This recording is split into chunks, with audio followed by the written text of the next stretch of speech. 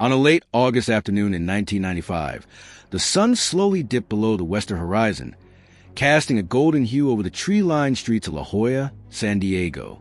Spanish-style homes with red tile roofs and white picket fences peeked out from behind clusters of wild roses, creating a scene of breathtaking tranquility. The ocean breeze from the Pacific wafted gently through, carrying with it the salty air and the distant sound of crashing waves. This was a place where General Lawrence Brooks, a tall, dignified black man, often came to escape the long, stressful days at Camp Pendleton, located about 40 miles to the north. Lawrence walked slowly along the cobblestone sidewalk, his gray sneakers crunching on the dry leaves that had fallen from the red maple trees. He wore a simple white t-shirt and dark blue jeans, the outfit he often chose when he wanted to blend into civilian life, stepping away from the rigid Marine Corps uniform. At 48, after more than 25 years of service in the military, Lawrence still maintained a fit physique, muscles clearly defined beneath the thin fabric, a testament to the years of grueling training and the missions he had commanded. But today, he wasn't a general leading thousands of troops at Camp Pendleton. Today, he was just a man savoring a rare moment of peace. He stopped by an old oak tree, looking up at the rustling leaves and the wind. His home was just a few blocks away, a cozy little apartment he bought 5 years ago after his promotion. It was a place he turned to whenever he needed to think, to recharge before diving back into strategic meetings or long business trips. La Jolla wasn't just a neighborhood. It was a part of him, a place where he felt he truly belonged, even if not everyone saw it that way. Lawrence continued to walk, his hands tucked into his pockets, his steady breath blending with the rhythm of nature. He heard the distant laughter of children playing, the sound of bicycle whizzing by, and the noise of a gardener trimming the hedges with a lawnmower. Everything was peaceful, like a soothing melody he had memorized. But then, from around the corner ahead, a San Diego Police Department patrol car quietly emerged, shattering that tranquility. The black and white Ford Crown Victoria rolled slowly down the street, its engine rumbling softly like a predator on the prowl. Inside, Officer Thomas Reed, 35, sat behind the wheel, his light blue eyes squinting as he scanned the street through the rear-view mirror. Reed was a sturdy man with short brown hair, a chiseled face, and a proud, jutting chin. It had been 8 years since he joined the San Diego police force, and during that time, he had always taken pride in being the gatekeeper of upscale neighborhoods like La Jolla. For Reed, his duty was not just about maintaining security, but also about ensuring everything was in order according to his own perspective. Reed adjusted the rear-view mirror, his fingers tapping a rhythm on the steering wheel to an invisible tune.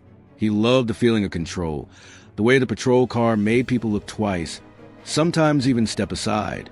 La Jolla was an area of wealthy families, multi-million-dollar homes, and residents he thought belonged here.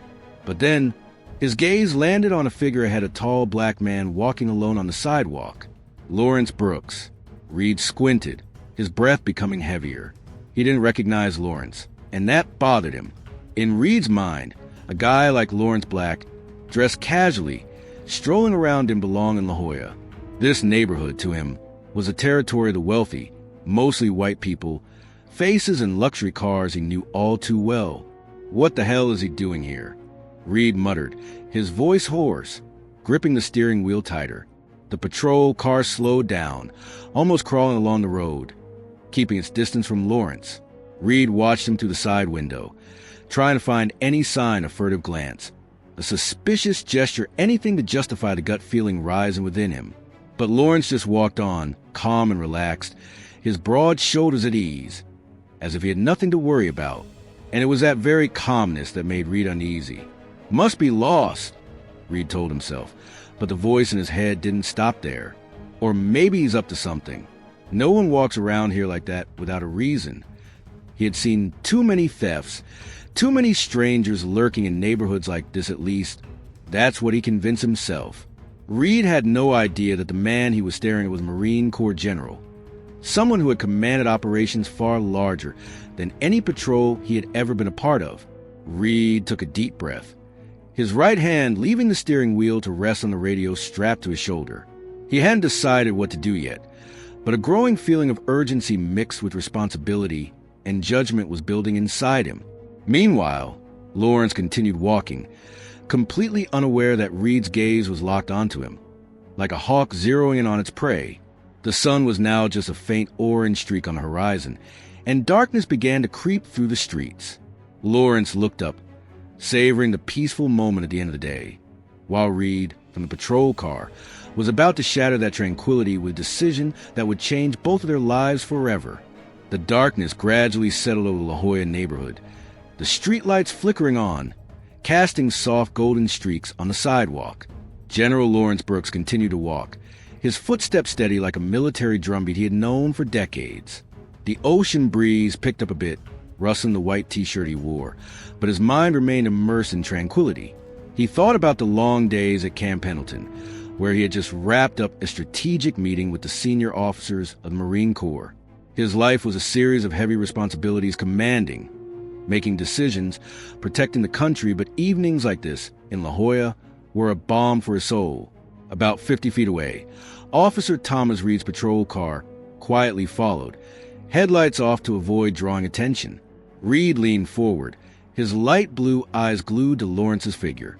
He couldn't shake the unsettling feeling rising in his chest, a mix of suspicion and a threatened ego. For Reed, La Jolla was a perfect picture, and anyone who didn't fit in was a smudge that blurred that image. Lawrence, with his dark skin glistening under the streetlights and his leisurely, unhurried stride, was a big question mark that Reed couldn't ignore. Reed switched on the radio on his shoulder, his voice gravelly as he whispered into Mike. "This is Unit 214. I'm observing a suspicious individual at the corner of Prospect and Draper. Male, black, about 6'2", wearing a white t-shirt and jeans. I'm going to check it out." On the other end, a steady female voice responded. "Copy that. 214. Proceed with caution." Reed nodded to himself, as if that response was a confirmation he needed. He didn't have any concrete evidence, no report of theft or disturbances in the area today. But for him, sometimes a gut feeling was enough. The patrol car came to a stop by the side of the road, about 20 yards from Lawrence. Reed pushed the door open and stepped out, his shiny black shoes hitting the asphalt with sharp, crisp sound. He adjusted his belt, where his sidearm and handcuffs hung, then quickly made his way toward Lawrence. His gaze was icy, jaw clenched tight, like a predator ready to pounce on its prey. At that moment, Lawrence heard the hurried footsteps behind him. He paused, turned his head, and locked his deep brown eyes onto Reed without flinching. "Hey, you!" Reed shouted, his voice cutting through the stillness, overpowering even the sound of the wind. "Stop right there." Lawrence stood still, his hands still tucked in his pockets, his head slightly tilted as if he were assessing the situation. Reed stepped closer, about 5 feet away, his right hand resting casually on his hip. "What are you doing here?" Reed asked, his tone sharp and clearly challenging. Lawrence replied, his voice low and steady. "I'm just taking a walk, officer. Is there a problem?" The calmness in his tone made Reed pause for a moment. But then he smirked, as if that tranquility was an insult. "Taking a walk?" Reed repeated, his tone dripping with sarcasm. "Here? At this hour? I don't think so. Do you have any identification? Show it to me." Lawrence let out a soft breath, not out of fear, but because he understood the situation all too well. He had seen that same look in Reed's eyes before, back in the military on the streets, in places where the color of his skin made people question him before they saw the real person inside. He slowly pulled his hand out of his pocket, took out his brown leather wallet from the back pocket of his jeans, and opened it to hand it to Reed. "Here," he said, presenting his military ID, the one document he always carried with him. Reed snatched the card, his eyes scanning the bold print. "Lawrence Brooks, United States Marine Corps." He briefly frowned, but quickly brushed aside any doubts. The address on the card was a street in La Jolla, less than half a mile away. But Reed didn't care. To him, the paperwork could be fake or worse. It proved nothing except that he didn't belong here. "Do you really live here?" Reed asked, his tone laced with suspicion as he held on to the ID card. "I've never seen you around here before." Lawrence nodded, keeping his voice steady. "I've lived here for 5 years. I'm often at Pendleton, so I don't get out much, but this is my home." Reed smirked again, as if that answer only frustrated him more. You're home, huh? Then why do I get the feeling you shouldn't be here? Lawrence didn't respond right away. He looked Reed straight in the eye, recognizing that gaze one of deep-seated prejudice. Without reason, without evidence.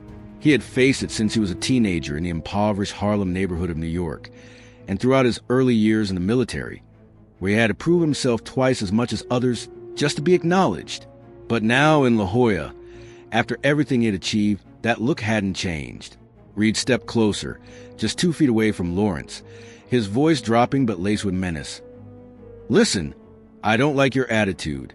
This is my neighborhood, and I have the right to question anyone who looks suspicious. If you don't give me a clear answer, I'll take you in right away. Lawrence stood still, his hands hanging loosely at his sides. But inside, a familiar feeling began to rise, not fear, but a deep sense of disappointment. Reed turned on the radio again, his voice urgent.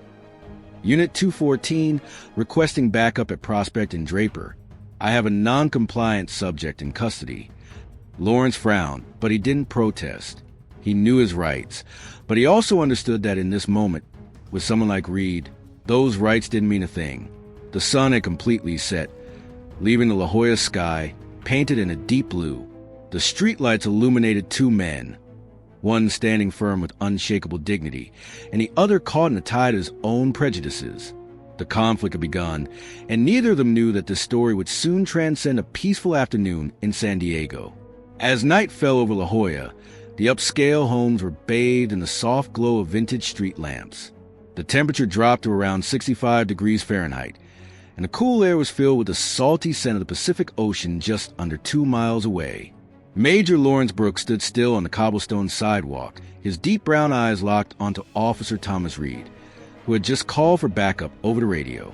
The wind rustled through, caused his white t-shirt to flutter, but Lawrence's stance remained unwavering, solid as it had been on those days when he stood before the troops at Camp Pendleton, commanding in life-and-death situations. Reed, on the other hand, was losing the grip he had always prided himself on.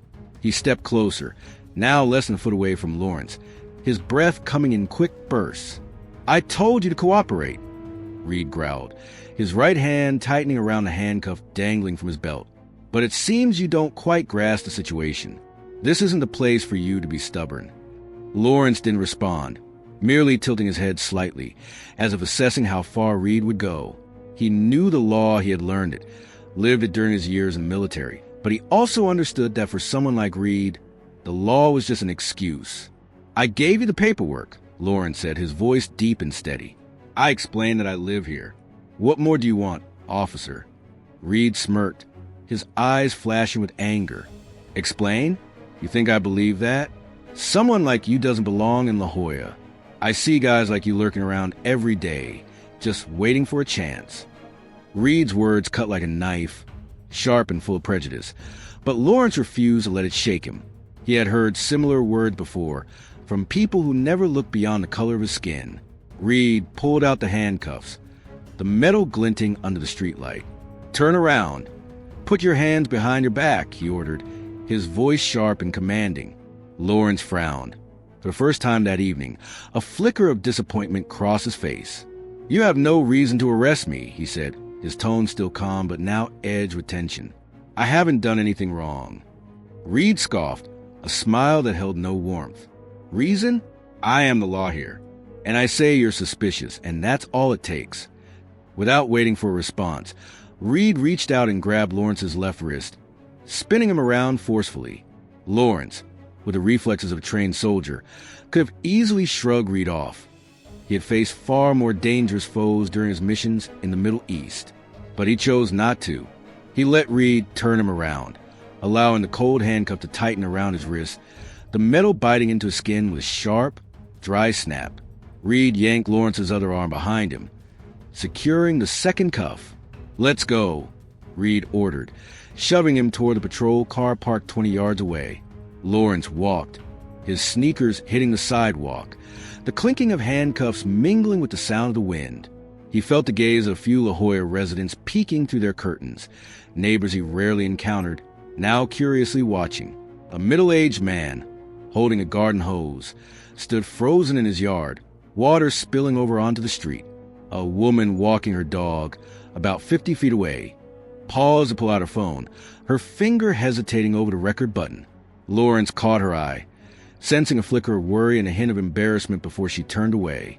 Reed opened the door of the Ford Crown Victoria, shoving Lawrence down into the hard leather seat. "Stay put," he barked, slamming the door shut. Lawrence leaned back, his wrists cupped behind him, making him a bit uncomfortable, but his face remained expressionless. He gazed out the window, watching the silhouette of La Jolla, the neighborhood he once called home, now appearing foreign in Reed's eyes. He wondered, after 25 years of serving his country, if moments like this would ever truly come to an end. Reed settled into the driver's seat and turned on the radio again. "Unit 214, I've apprehended the suspect.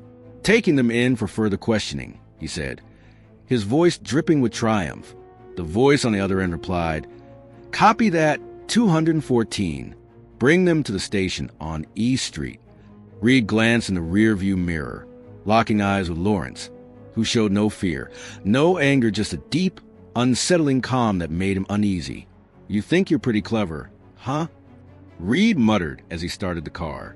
The engine roared to life, and the vehicle rolled away, leaving the peaceful streets of La Jolla behind. Inside the car, the cramped space felt suffocating under the weight of tense silence. Lawrence stared out the window, watching the houses fade away, replaced by the flickering lights of San Diego ahead. He thought about Camp Pendleton, about the soldiers under his command, those who trusted him enough to be willing to lay down their lives. He recalled the medals hanging in his office, the handshakes from high-ranking generals at the Pentagon. And now, here he was, sitting in a police car, handcuffed, all because one person couldn't accept that he belonged here. Reed, meanwhile, felt a twisted sense of satisfaction. He believed he had just fulfilled his duty to protect La Jolla from a threat he had conjured in his mind. But deep down, a feeling of unease was starting to stir. He glanced in the rear-view mirror once more, seeing Lawrence still sitting upright, his gaze fixed on the window. He's way too calm, Reed thought, gripping the steering wheel tightly, as if he knows something I don't. The car turned onto the main boulevard, about 5 miles from the San Diego Police Department headquarters on E Street. Night was slowly enveloping the area, and within both men, a storm was quietly brewing. For Lawrence, it was the patience of a soldier waiting for the right moment. For Reed, it was the arrogance of someone who didn't realize he had just made the biggest mistake of his life. As the car came to stop at a red light, the bright red glow flooded the cabin, illuminating Lawrence's face, not the face of a criminal, but a man who had fought his whole life for respect. Reed didn't see that.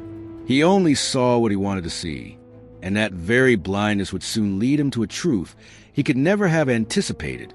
The Ford Crown Victoria rolled through the brightly lit streets of San Diego, the glow from shop signs and traffic lights casting dappled patterns across General Lawrence Brooks' face.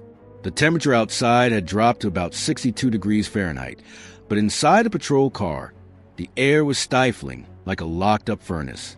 Lawrence sat in the back seat, his hands tightly cupped behind him, the metal restraints scraping against his wrists every time the car jolted over the bumpy road. Yet his face remained expressionless, neither fearful nor angry, just a profound calmness that he had honed over more than 25 years in the Marine Corps. He leaned slightly to relieve the pressure from the handcuffs, his eyes gazing out the window. The low-rise buildings of downtown San Diego zipped by a surf shop, a 24-hour donut shop, and shadows of people walking under the streetlights. Lawrence was no stranger to the city. He had driven through here hundreds of times, from Camp Pendleton to the San Diego Naval Station for meetings with naval officers, or simply stopping by La Jolla to enjoy a peaceful afternoon. But now, for the first time in his life, he was seeing San Diego from the back seat of a police car, treated like a criminal. In front of him, Officer Thomas Reed gripped the steering wheel tightly, his light blue eyes occasionally glancing in the rear-view mirror to keep an eye on his target.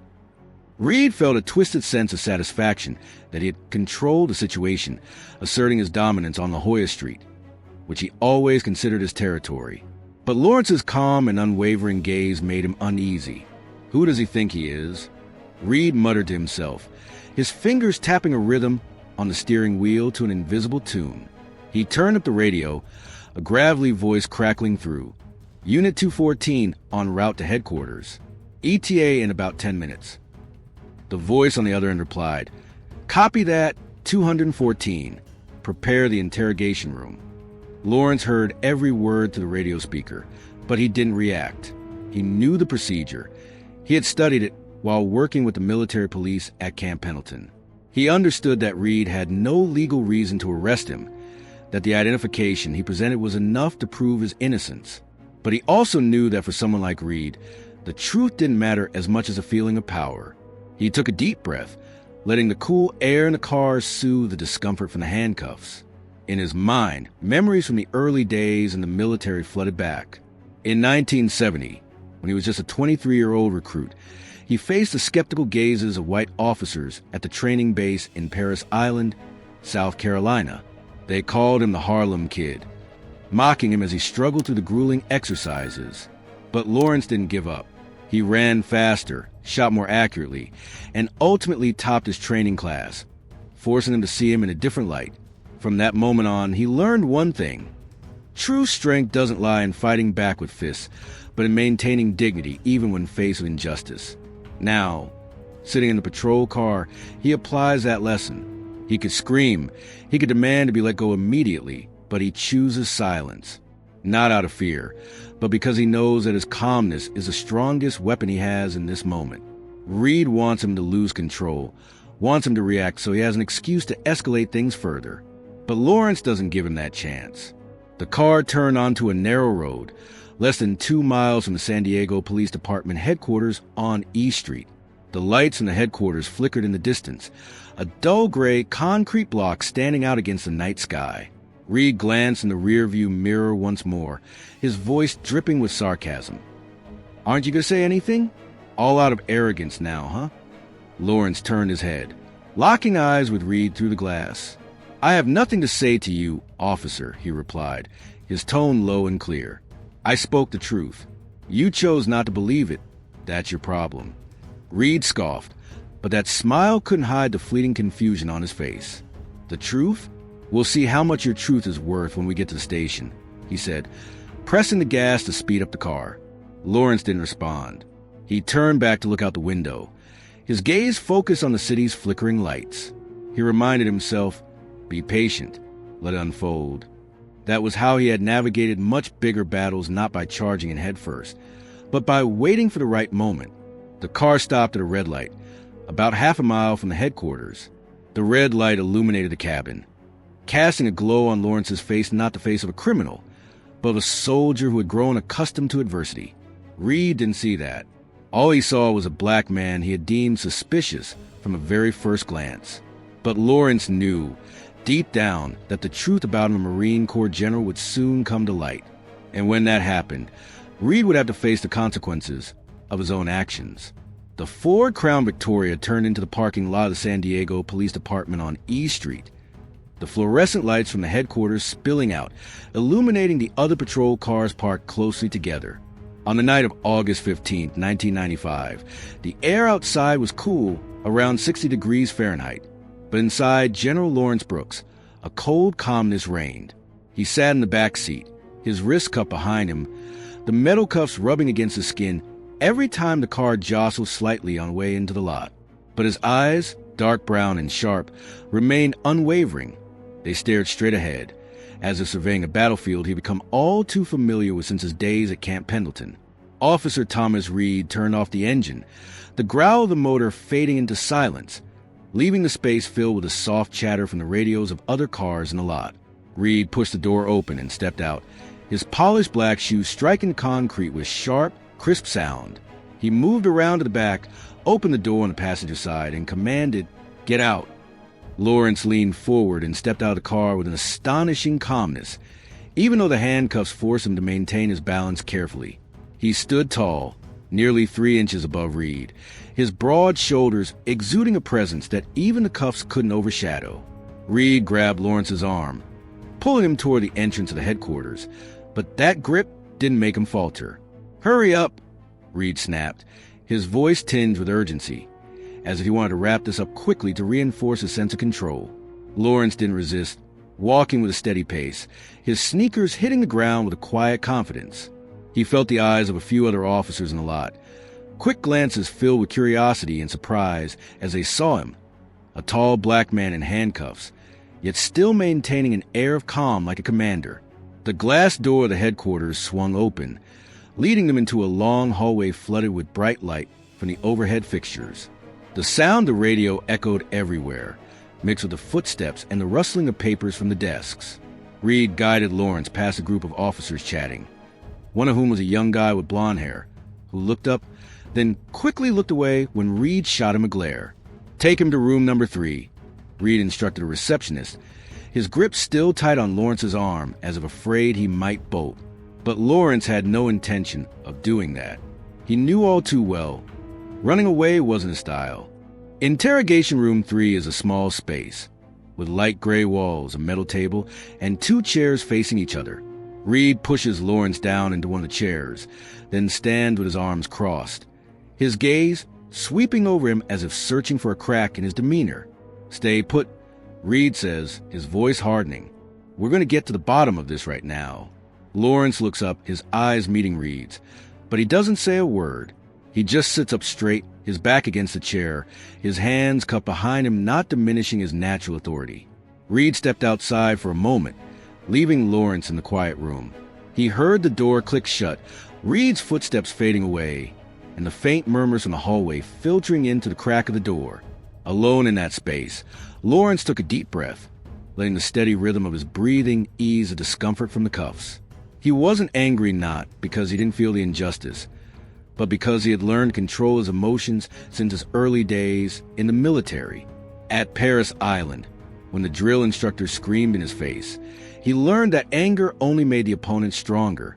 In the Middle East, when bombs exploded less than 100 yards away, he discovered that panic was the greatest enemy. And now here, he applied that lesson once again. He looked around the windowless room, with only a large mirror on the wall that he knew was one-way glass. Someone might be watching him from the other side, but that didn't bother him. He had stood before thousands of eyes, from soldiers to generals, and had never let them make him falter. Reed thought that the handcuffs in this room would intimidate him, but he didn't understand that Lawrence Brooks was not someone easily cowed by such things. The door to the room swung open, and Reed walked in with a stack of papers in hand. He tossed them onto the table and sat down across from Lawrence, his gaze challenging. "I checked your paperwork," Reed said, his tone laced with skepticism. "Claims you're a Marine? Lawrence Brooks, living in La Jolla? I'm not buying it. Can you explain why I've never seen you around here?" Lawrence replied, his voice deep and clear. "I told you already. I spend most of my time at Pendleton. I don't get out much in La Jolla. But that's my home, and I have the right to walk around there." Reed smirked, tapping his fingers on the table as if trying to hold back his frustration. "Right? You think you have a right to be here just because of a card? I'm the one who decides who belongs in La Jolla, and I don't see you in that picture." Lawrence didn't respond right away. He looked straight at Reed, his gaze unwavering. He understood clearly. This wasn't about paperwork or the truth. It was about the prejudice Reed held in his heart. "What else do you want me to explain?" Lawrence finally spoke, his voice calm but carrying a weight that couldn't be ignored. "I've shown you who I am. If you don't believe it, that's not my fault." Reed leaned forward, his voice dropping to a menacing whisper. "Listen here, I don't like your cocky attitude. You think you're better than me? We'll see how long you can keep that confidence up." He stood up and stepped outside once more, leaving Lawrence alone in the cold room. But even as the door shut, Lawrence remained seated, back straight, his gaze fixed on an invisible point ahead, a man unyielding, no matter how harsh the circumstances. Interrogation room 3 at the San Diego Police Department on E Street was enveloped in a heavy silence after Officer Thomas Reed left. The night air was cold, with the thermostat set at about 68 degrees Fahrenheit, but General Lawrence Brooks remained seated, back straight, his hands cupped behind him, not diminishing his natural authority. The bright light from the overhead fixture illuminated the metal table in front of him, casting a reflection on his face, a face devoid of fear, marked only by the deep calm he had honed over decades in the Marine Corps. Lawrence took a deep breath, letting the cold air soothe the aching sensation from the cuffs biting into his wrists. He didn't look at the one-way mirror on the wall. He knew someone might be watching, but that didn't matter. Throughout his 25 years of service, from his early days at Paris Island to missions in the Middle East, he had learned how to face every gaze, every challenge, without letting them shake his resolve. Now, in this room, he was applying that strength once more, not to fight, but to wait. The door swung open, and Reed stepped in once more, holding a paper cup of coffee from the machine in the hallway. He set the cup down on the table and sat across from Lawrence, his gaze full of challenge. "I called up Camp Pendleton," Reed said, his voice tinged with a hint of triumph. "They told me there's a real Lawrence Brooks, but I still don't believe you're him. Who knows? The paperwork could be faked. Do you have anything to prove it?" Lawrence tilted his head slightly, his deep brown eyes fixed on Reed. "You have my paperwork," he replied, his voice low and clear. "You've checked it. I have nothing else to prove beyond the truth. Whether you choose to believe it or not is up to you." Reed smirked, tapping his fingers on the table, as if trying to suppress his frustration. "The truth? I don't care about your truth. I find you suspicious, and I have the right to hold you here until I'm satisfied." Lawrence didn't respond right away. He let Reed's words hang in the air, like a bullet that missed its target. He understood clearly. This wasn't about evidence or logic. It was about Reed's ego, the pride of a man who refused to admit his mistakes. He thought about the times he had faced prejudice in the military, the senior officers who doubted his abilities simply because of the color of his skin, until he led his team through missions they never dared to dream of. He had overcome it all by letting his actions speak louder than words, and now he chose to do the same. Reed stood up, pacing back and forth in the room, his voice a bit louder. "You think you're so smart, don't you? Sitting there with that confident look on your face? I've seen tons of people like you who always think they can outsmart the system. But not with me, no way." He paused, leaning in close to Lawrence, his breath reeking of strong coffee. "I will find out who you are, and if you're lying, you'll regret it." Lawrence stared directly into Reed's eyes, unblinking. "I'm not lying," he said, his voice calm but carrying a weight that couldn't be ignored. "I'm Lawrence Brooks, United States Marine Corps. I live in La Jolla. I haven't done anything wrong. If you want to dig deeper, go ahead, but don't expect me to change my story to make you happy." Reed stepped back, his face slightly flushed with anger. He wasn't used to being challenged like this, especially not by someone he had deemed an object. "Fine," Reed growled. "You want to play it this way? I'll keep you here all night if I have to. We'll see who can last longer." He turned on his heel, storming out of the room and slamming the door shut with a resounding bang. Lawrence sat still, his gaze fixed on an invisible point ahead. He felt the silence return, with only the soft hum of the air conditioning above. He thought about the soldiers under his command at Pendleton, the young men he had trained, who looked up to him as a role model. He thought about the little house in La Jolla, where he used to sit on the porch watching the sun dip below the Pacific. And he reminded himself, this isn't a battlefield, but it's still a fight. He knew Reed wouldn't back down easily. He would dig deep, trying to find anything to justify his actions. But Lawrence wasn't worried. The truth was his weapon, and he had plenty of patience to wait for it to come to light. He had waited through long nights in the desert, holding the line while bombs exploded less than 50 yards away. Compared to that, an interrogation room and a biased officer were nothing. The door remained firmly shut, and in that silence, Lawrence Brooks sat there, a man unyielding, unshaken. He knew that this moment, no matter how unfair, would not define him. It was just another challenge, and he would overcome it, just as he always had. Interrogation Room 3 at the San Diego Police Department on E Street was bathed in the cold, harsh light from the overhead lamp, highlighting the tiny scratches on the metal table in the center of the room. The temperature was kept at a brisk 68 degrees Fahrenheit, but the air inside was charged with a simmering tension that was palpable. General Lawrence Brooks sat upright in the hard chair, his hands still cupped behind his back, the metal restraints digging into his wrists, leaving faint red marks. Yet his deep brown eyes, sharp and unwavering, remained fixed ahead, as if he were staring right to the pale gray wall in front of him. Officer Thomas Reed stood with his arms crossed on the other side of the table, his shiny black shoes gleaming under the light as he paced back and forth. Reed had just stepped out for a moment to gather more information from Camp Pendleton, but now he returned with an unshakable arrogance. He slammed a stack of papers down on the table, a copy of Lawrence's identification, and sat down, leaning forward, his light blue eyes flashing with challenge. "I spoke with the military," Reed began, his tone laced with sarcasm. "They confirmed there's a real Lawrence Brooks. But, you know what? I still don't believe you're him. This paperwork could be fake, or you might have stolen it from someone. You think I'm an idiot?" Lawrence took a deep breath, letting the cold air ease the discomfort from the handcuffs. He looked straight at Reed, his voice steady and low. "I gave you the paperwork. I made it clear who I am. Call Camp Pendleton. They'll confirm it. If you still don't believe me, that's not my problem." His words carried no hint of anger, just a straightforward presentation of facts. But it was that calmness that drove Reed wild. Reed slammed his hand down on the table, the sound echoing sharply in the cramped space. "Don't you dare act all high and mighty with me," he shouted, his face turning red with anger. "Who do you think you are, sitting there with that smug look on your face? I've seen plenty of guys like you hanging around places they don't belong, making up all sorts of stories to get out of trouble. But not with me, no way." He stood up, pacing around the table, getting so close to Lawrence that his breath brushed against his face. "You don't belong in La Jolla. I know that neighborhood well, and you're not part of the picture." Lawrence didn't blink. He felt Reed's aggression, but he didn't let it shake him. He had faced far more dangerous situations during those long nights in the Middle Eastern desert, when the sound of bombs whistled through the air less than 50 yards away, or when he had to keep his team in formation under enemy fire. Compared to that, Reed's anger was just a passing breeze.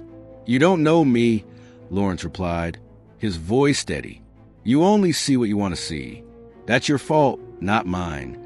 Reed sneered, a twisted smile full of contempt. "My fault? You gotta be kidding. I'm the law here, and I say you're suspicious. I have the right to detain you, search you, do whatever I want until I'm sure you're not a threat." He pointed a finger at Lawrence's chest, the tip barely 2 inches from his white t-shirt. "You could be anyone, I don't care.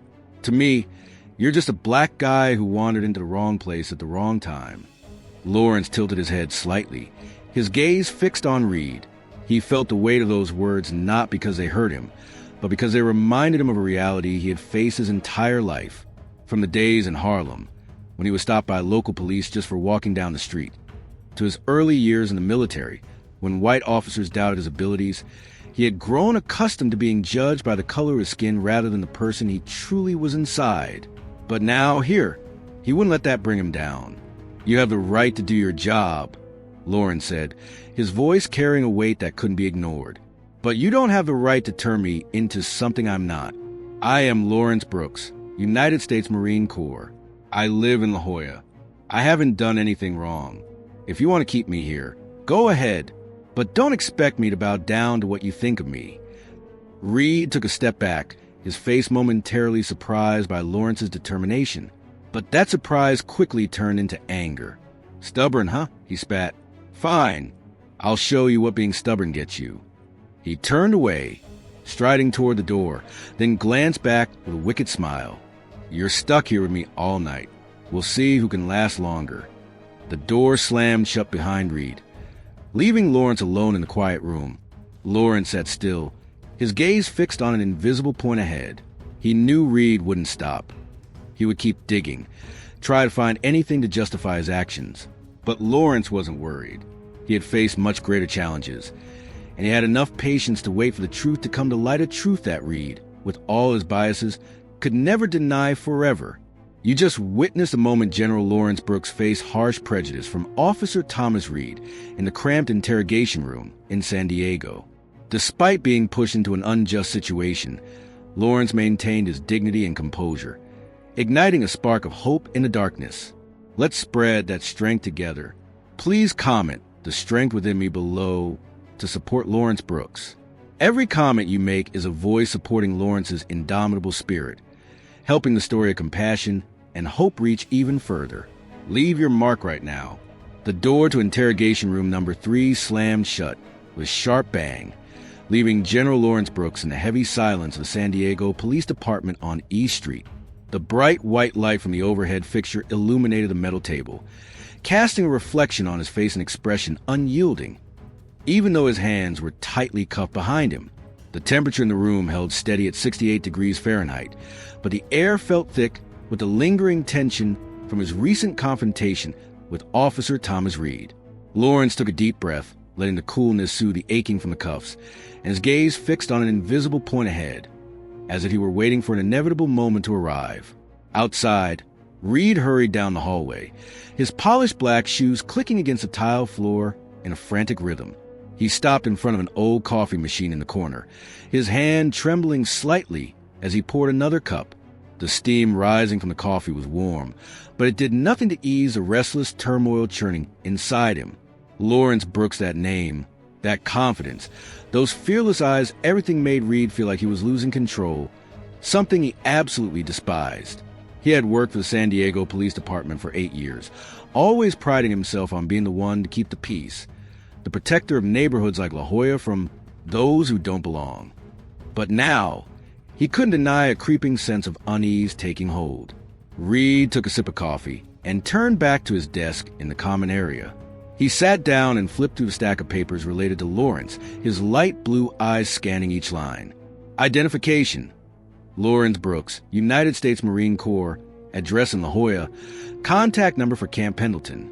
He had called there, and a dry voice on the other end confirmed, "Yes, we have a Lawrence Brooks. He's a senior officer." But Reed didn't want to believe it. "Senior officer?" he muttered, gripping the coffee cup so tightly that it warped in his hand. "No way. It can't be him." He stood up, clutching a stack of papers, and returned to the interrogation room with a renewed determination. The door swung open, and Lawrence looked up, his gaze locking onto Reed's without flinching. Reed slammed the papers down on the table again, then sat across from him, his voice dropping to a low, menacing tone. "I did a deeper dive. Pendleton says there's a Lawrence Brooks, but I still think you're pulling a fast one on me. A senior officer doesn't just wander around La Jolla like you do. You think I'm an idiot?" Lawrence replied, his voice deep and steady. "I'm not wandering around. I'm just taking a walk near my home. You called Camp Pendleton, and they confirmed who I am. I have nothing to hide from you." His calmness was like a cold breeze cutting through Reed's simmering anger, making him even more frustrated. Reed slammed his hand down on the table again, this time harder, the sound echoing throughout the room. "Don't play games with me," he shouted. "You might fool others, but you won't fool me. I know guys like you always have something to hide."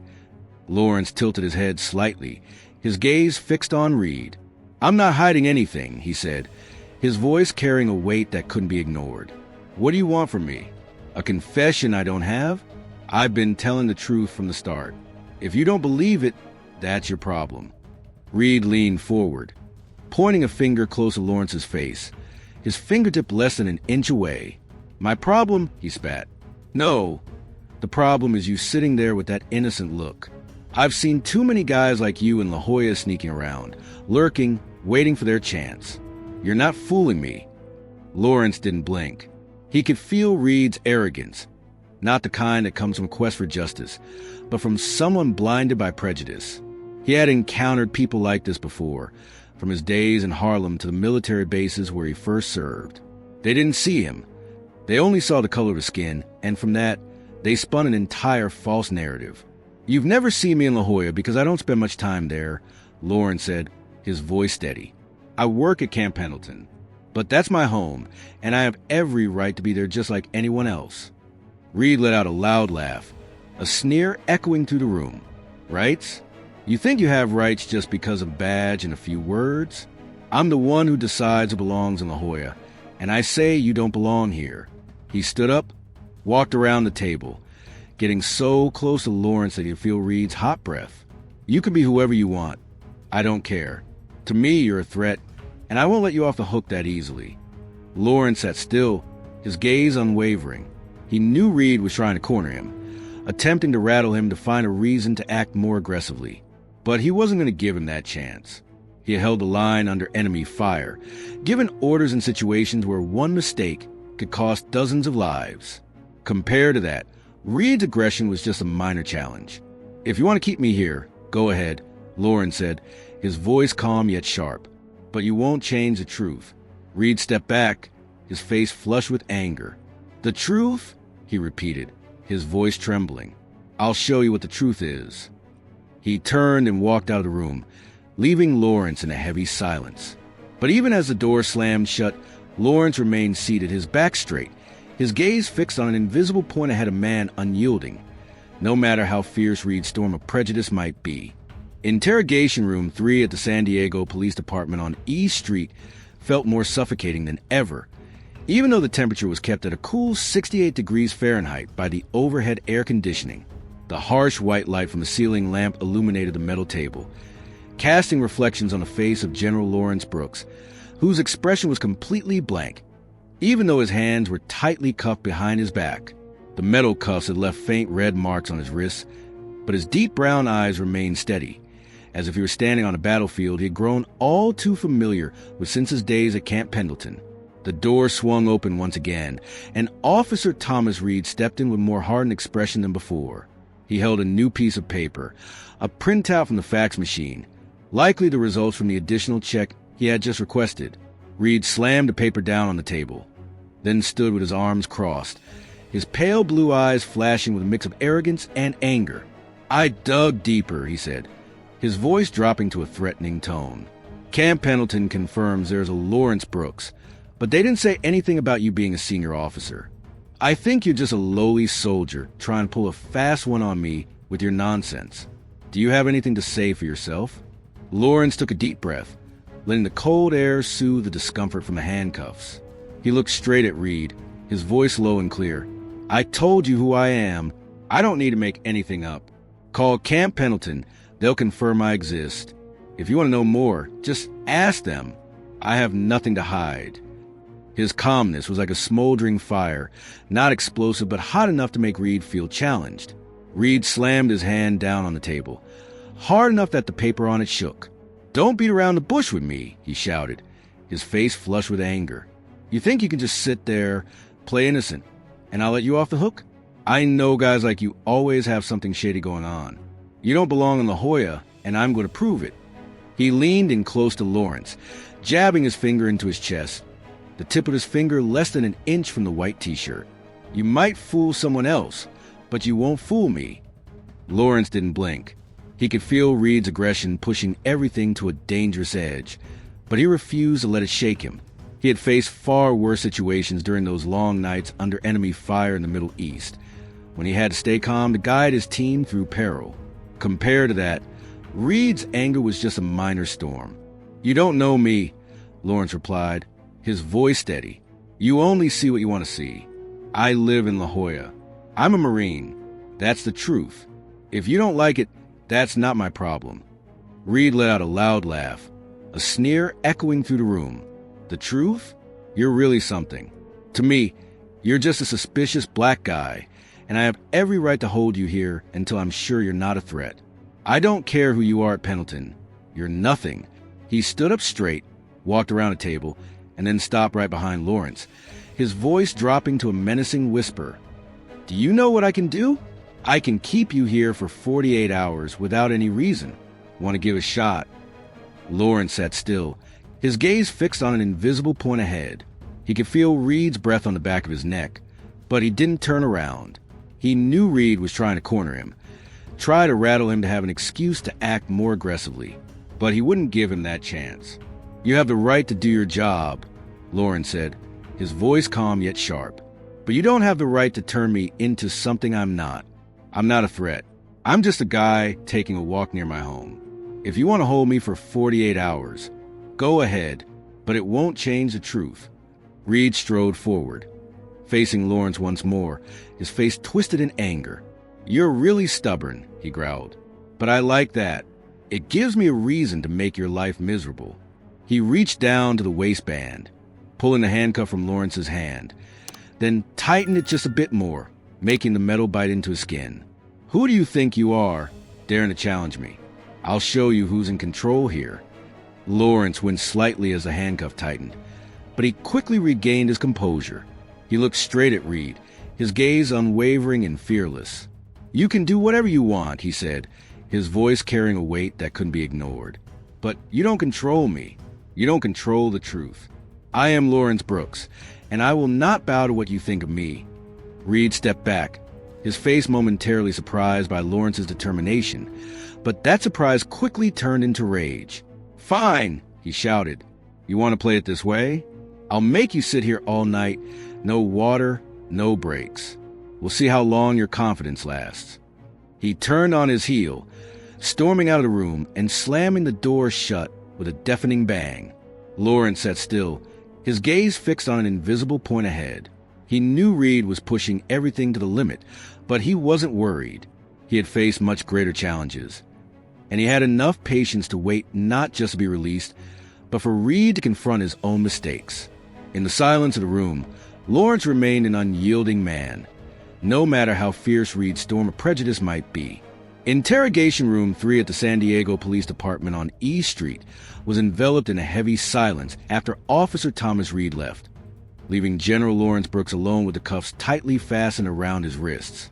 The bright light from the overhead lamp illuminated the small space, highlighting the scratches on the metal table in front of him. The temperature in the room remained steady at 68 degrees Fahrenheit, but the air now carried a weighty feeling, as if the storm of Reed's biases had left an indelible echo. Lawrence sat up straight, his deep brown eyes focused on an invisible point ahead, the handcuffs on his wrist doing little to diminish his natural authority, a quality honed over more than 25 years in the Marine Corps. Outside, Reed strode quickly down the hallway, his polished black shoes pounding against the tile floor with an aggressive rhythm. He stopped in the common area of the headquarters, where a few other officers were working under the fluorescent lights. Reed tossed a stack of papers from Lawrence onto his desk, then turned to a younger colleague, a blond officer named Jimmy, who was typing up a report on an old typewriter. "Jimmy, call in some backup to check on that guy in room 3, Reed ordered, his voice tight. "I want to make sure he's not a fraud. Call back to Pendleton and dig deeper into this Lawrence Brooks." Jimmy looked up, a bit surprised, but nodded. "Sure thing, Reed." Reed turned back, glancing through the glass door leading to the hallway. He knew the situation was drawing the attention of a few officers who had started to whisper when they saw him bringing in Lawrence, a tall black man with an uncommon calmness. But Reed didn't care about those looks. For him, this was personal a battle between him and the subject he had decided didn't belong in La Jolla. He smirked to himself, thinking, "He's not going to beat me." Meanwhile, news of the arrest spread beyond the precinct, reaching the La Jolla neighborhood more than 5 miles away.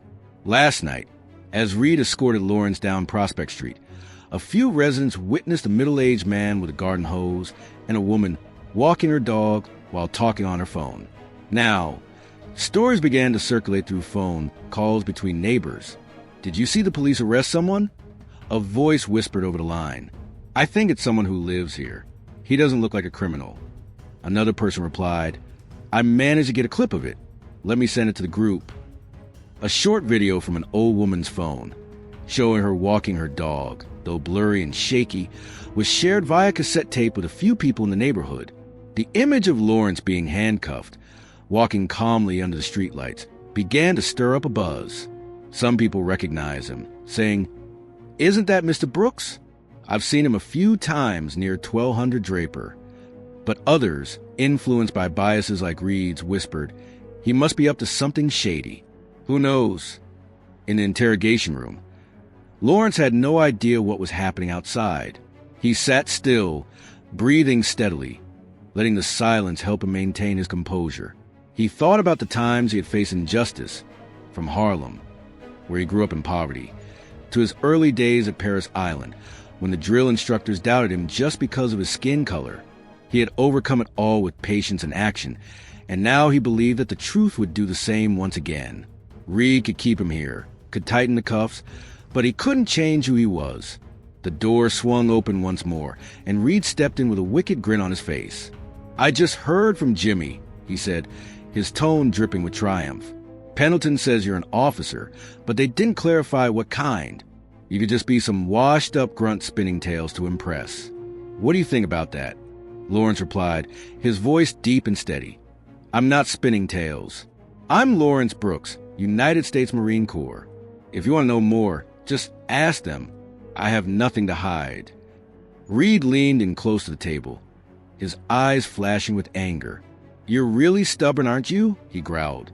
But I don't care who you are at Pendleton.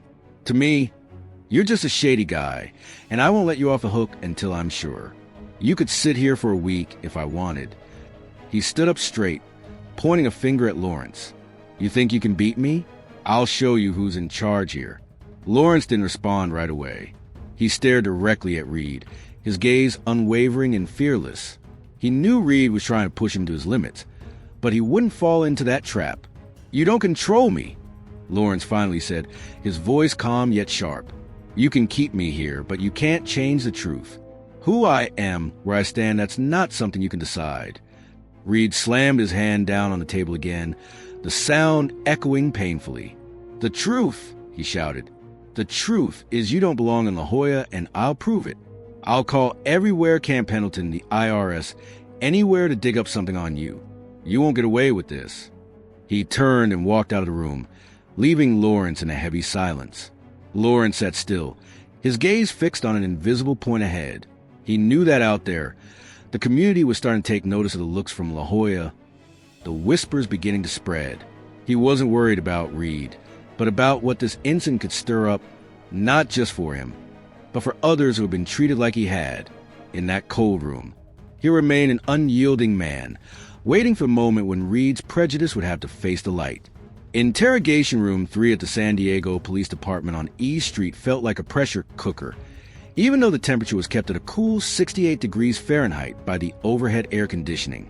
The harsh white light from the ceiling fixtures illuminated the metal table, highlighting the red marks on General Lawrence Brooks' wrists, remnants from the cuffs that had been tightly fastened behind his back. Yet his face, with deep brown eyes that showed no sign of wavering, maintained an astonishing calm, as if he were standing in the midst of a battlefield he had grown all too familiar with since his days at Camp Pendleton. The door swung open once again, and Officer Thomas Reed stepped in with a look of tension more intense than ever. He held a fresh piece of paper, likely the result of the last call he had asked Jimmy to make. Reed stood with his arms crossed, his light blue eyes flashing with a mix of arrogance and agitation. I just spoke with an officer at Camp Pendleton, he said, his tone carrying a hint of triumph but lacking certainty. They told me you're a senior officer, but I don't care. To me, you're still a suspicious guy, and I have the right to hold you until I'm satisfied. What do you think about that?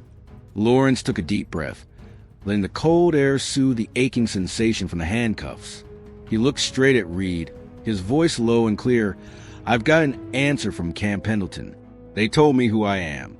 I didn't do anything wrong. You're keeping me here not because of the law, but because you don't want to believe the truth.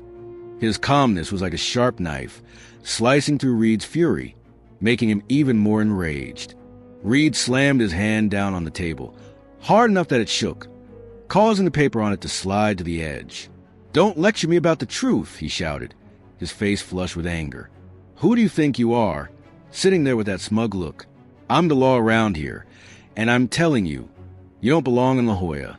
I don't care what rank you hold. To me, you're just a black guy loitering where you don't belong. He leaned in close to Lawrence, his hot breath hitting his face. You might be able to fool Camp Pendleton, but you won't fool me. Lawrence didn't blink. He felt Reed's aggression had crossed every line, but he wouldn't let it shake him. He had faced far more dangerous foes than the opposing commanders in the Middle East, where one mistake could cost his entire team their lives. Compared to that, Reed was just a big, empty wind. You don't understand anything about me, Lawrence replied, his voice steady. You only see the color of my skin and decide who I am. That's not law. That's your prejudice. I live in La Jolla. I'm a Marine. You can't change that, no matter how loud you yell. Reed stepped back, his face twisted in rage. Prejudice? He spat. I don't need prejudice to know you're suspicious. I saw you walking alone in La Jolla. Nobody knows you. Nobody recognizes you. To me, that's enough to take you in. And I won't let you go until I get something out of you. He reached down to his belt, pulled the handcuff from Lawrence's wrist and tightened it even more, causing the metal to bite into his skin so deeply that he grimaced in pain. "You want to be stubborn? I'll show you the consequences." Lawrence tilted his head slightly, his gaze fixed on Reed despite the pain radiating from his wrist. "No matter what you do to me, you can't change the truth," he said, his voice calm yet sharp like a blade. "I'm not a threat. I'm just a guy taking a walk near my home. If you want to turn me into a criminal, that's your choice. But you won't defeat me this way." Reed walked around the table, standing right behind Lawrence, his voice dropping to a menacing whisper. "Win? I don't need to win against you. I just need to keep you here, make your life miserable, until you admit you don't belong here. You can be a high-ranking officer or whatever to me, but you're nothing." He yanked Lawrence's shoulder, pushing him forward, but Lawrence quickly regained his balance, sitting up straight again with an unshakable determination. "You're wrong," Lawrence said, his voice carrying a weight that couldn't be ignored. "I don't need you to acknowledge who I am. The truth will speak for itself. You keep me here, you hurt me, but you don't control me. You can't control what's happening out there." Reed frowned, a hint of confusion crossing his face, but then he scoffed. "Out there? You think someone's going to save you? No one cares about you."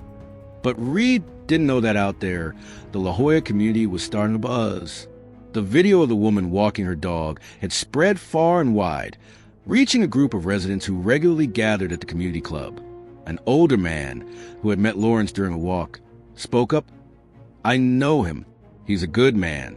Why is the police doing this?" Discontent began to spread, and the pressure from outside was quietly mounting. In the interrogation room, Reed turned, stepping out with a wicked grin. "You're stuck here with me all night," he said before slamming the door shut. "We'll see how long you can last." Lawrence sat still, his gaze fixed on an invisible point ahead. He knew Reed had pushed everything to the brink of injustice, but he wasn't worried. The truth, along with the community out there, would soon force Reed to confront his mistakes. In that cold room, Lawrence remained an unyielding man, waiting for the moment when prejudice would crumble.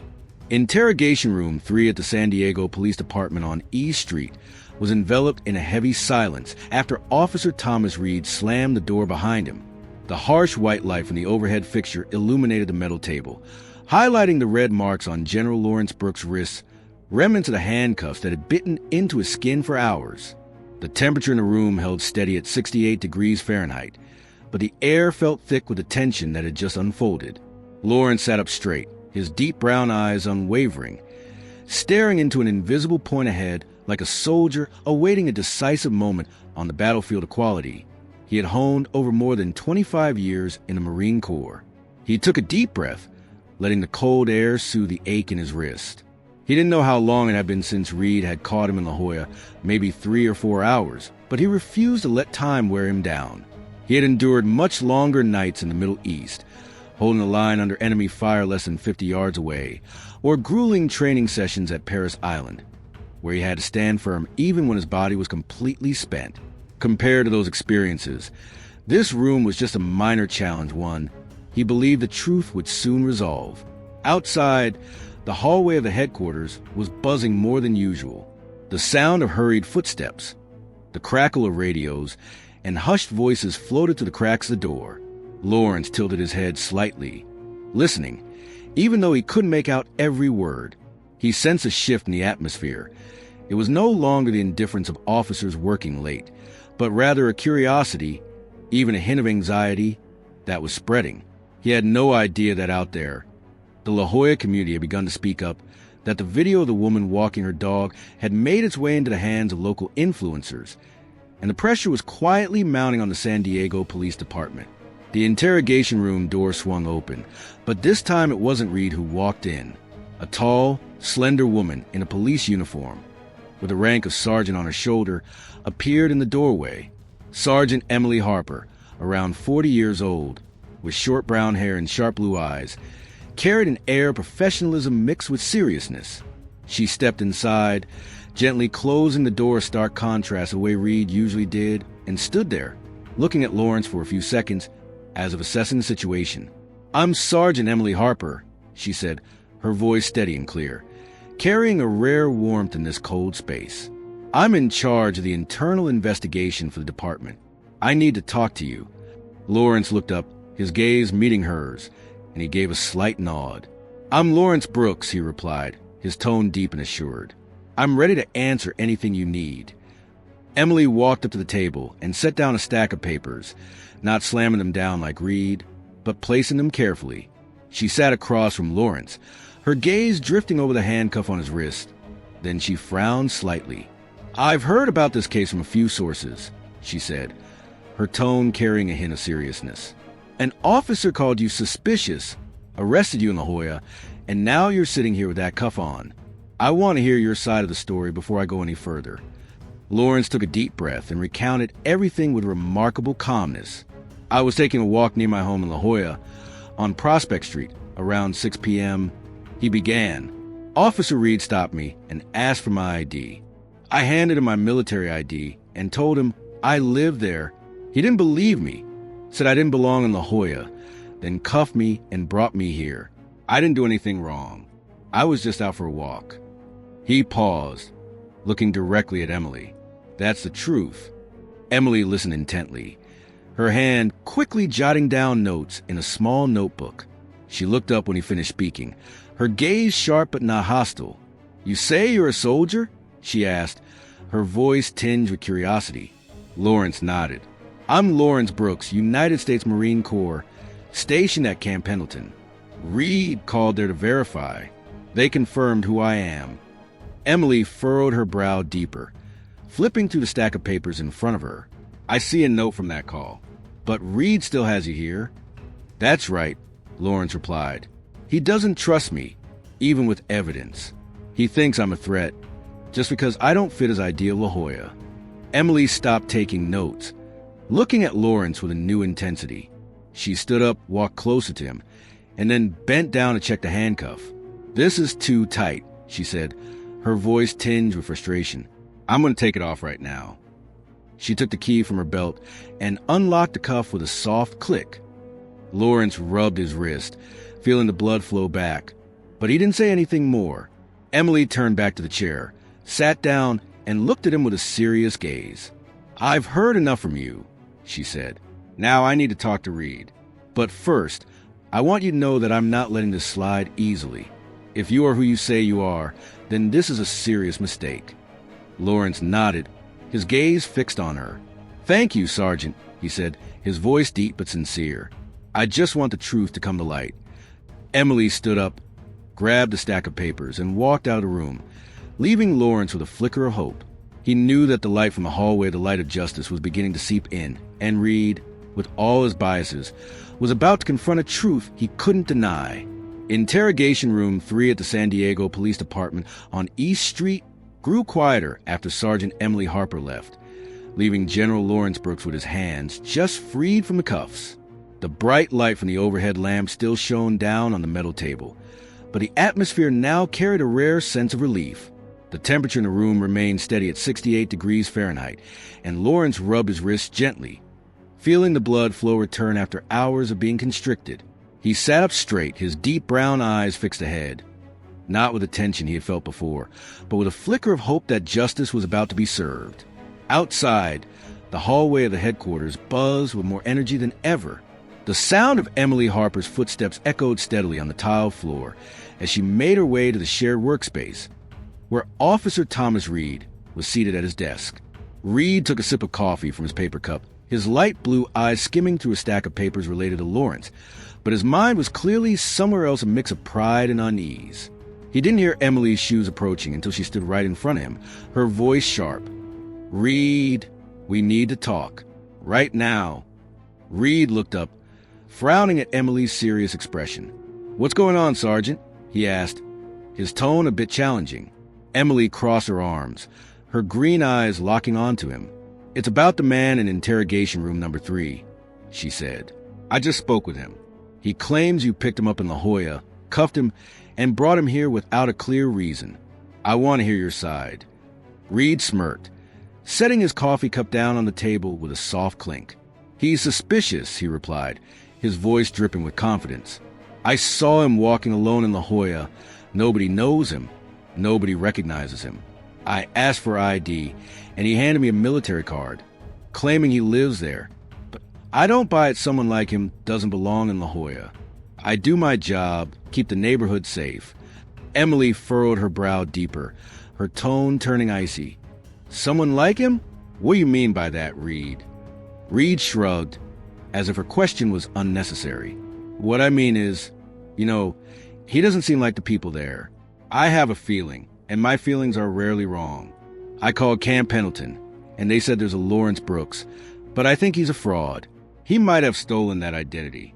I'm keeping him around to check things out more closely. What's wrong with that? Emily shook her head slightly, her gaze sharp as a knife. Do you have any proof?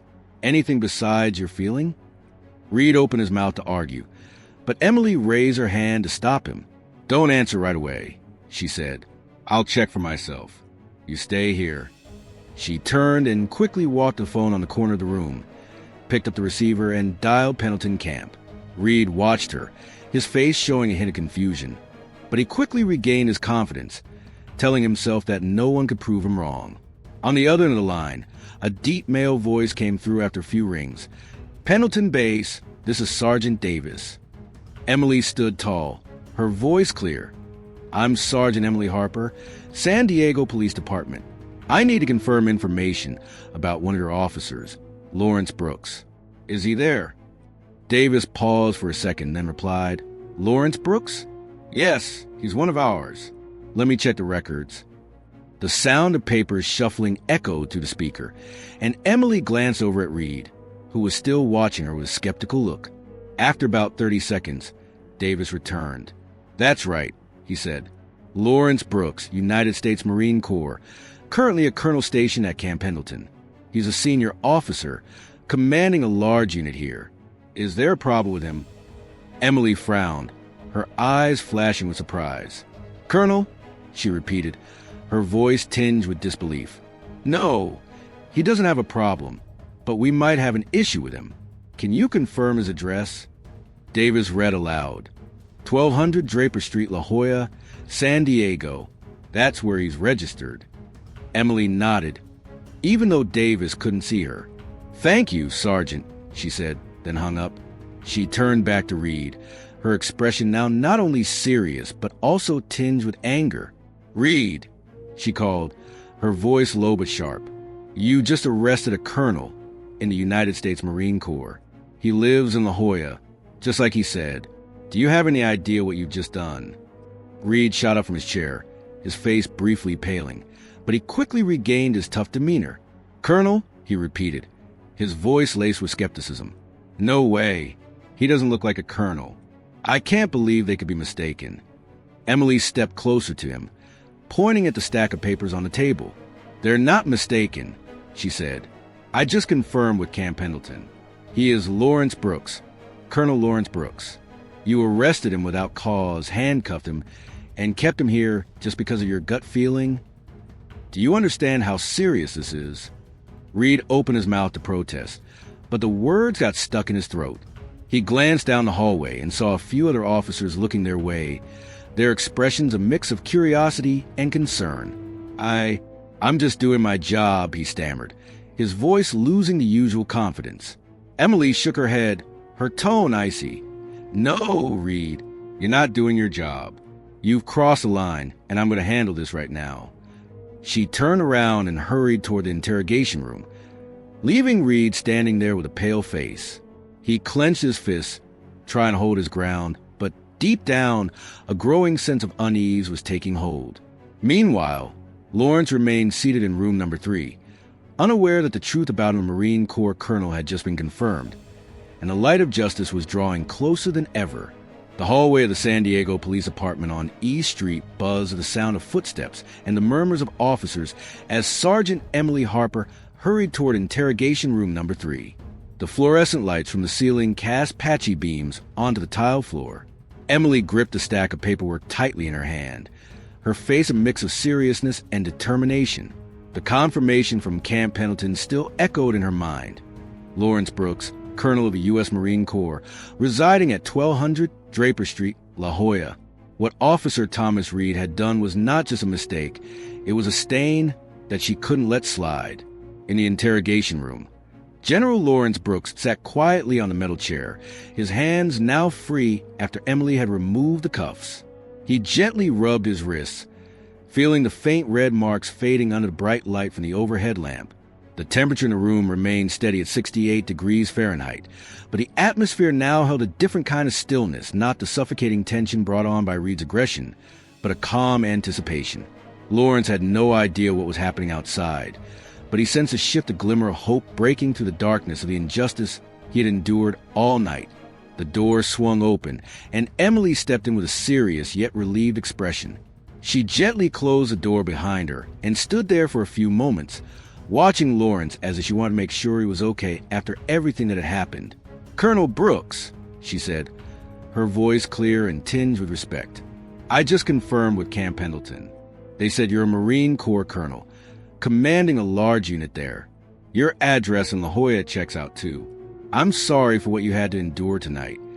Lawrence looked up, his deep brown eyes meeting Emily's blue ones. He nodded slightly, his voice low and sincere. "Thank you, Sergeant. I just want the truth to come out. That's all I need." Emily sat down across from him, placing a stack of papers on the table. "The truth is clear," she said, "but I need you to know that this isn't over. What Reed did is unacceptable. He crossed the line, and I will make sure he is held accountable." Lawrence tilted his head, his gaze never leaving her. "I get it," he said, "but this isn't just about me. It's about how he views others, how he treats people who aren't like him. If he can do this to me, he can do it to anyone." Emily nodded, her eyes shining with agreement. "You're right," she replied, "and that's why I'm here. I don't just want to make things right for you. I want to fix this whole system." She stood up, walked toward the door, then turned back to look at Lawrence. "I'm going to call Reed in here," she said. "He needs to face you and the truth. Do you want to stay?" Lawrence nodded again. "I want to," he said, his voice carrying a weight that couldn't be ignored. "I want him to see that he can't change who I am." Emily smiled softly, a rare smile in this long night, then stepped outside. In the shared workspace, Reed sat at his desk, gripping his now-cold coffee cup tightly.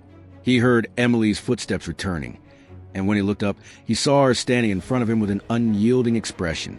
"Reed," she called, her voice as cold as ice. "Get into the interrogation room right now. We have something to sort out."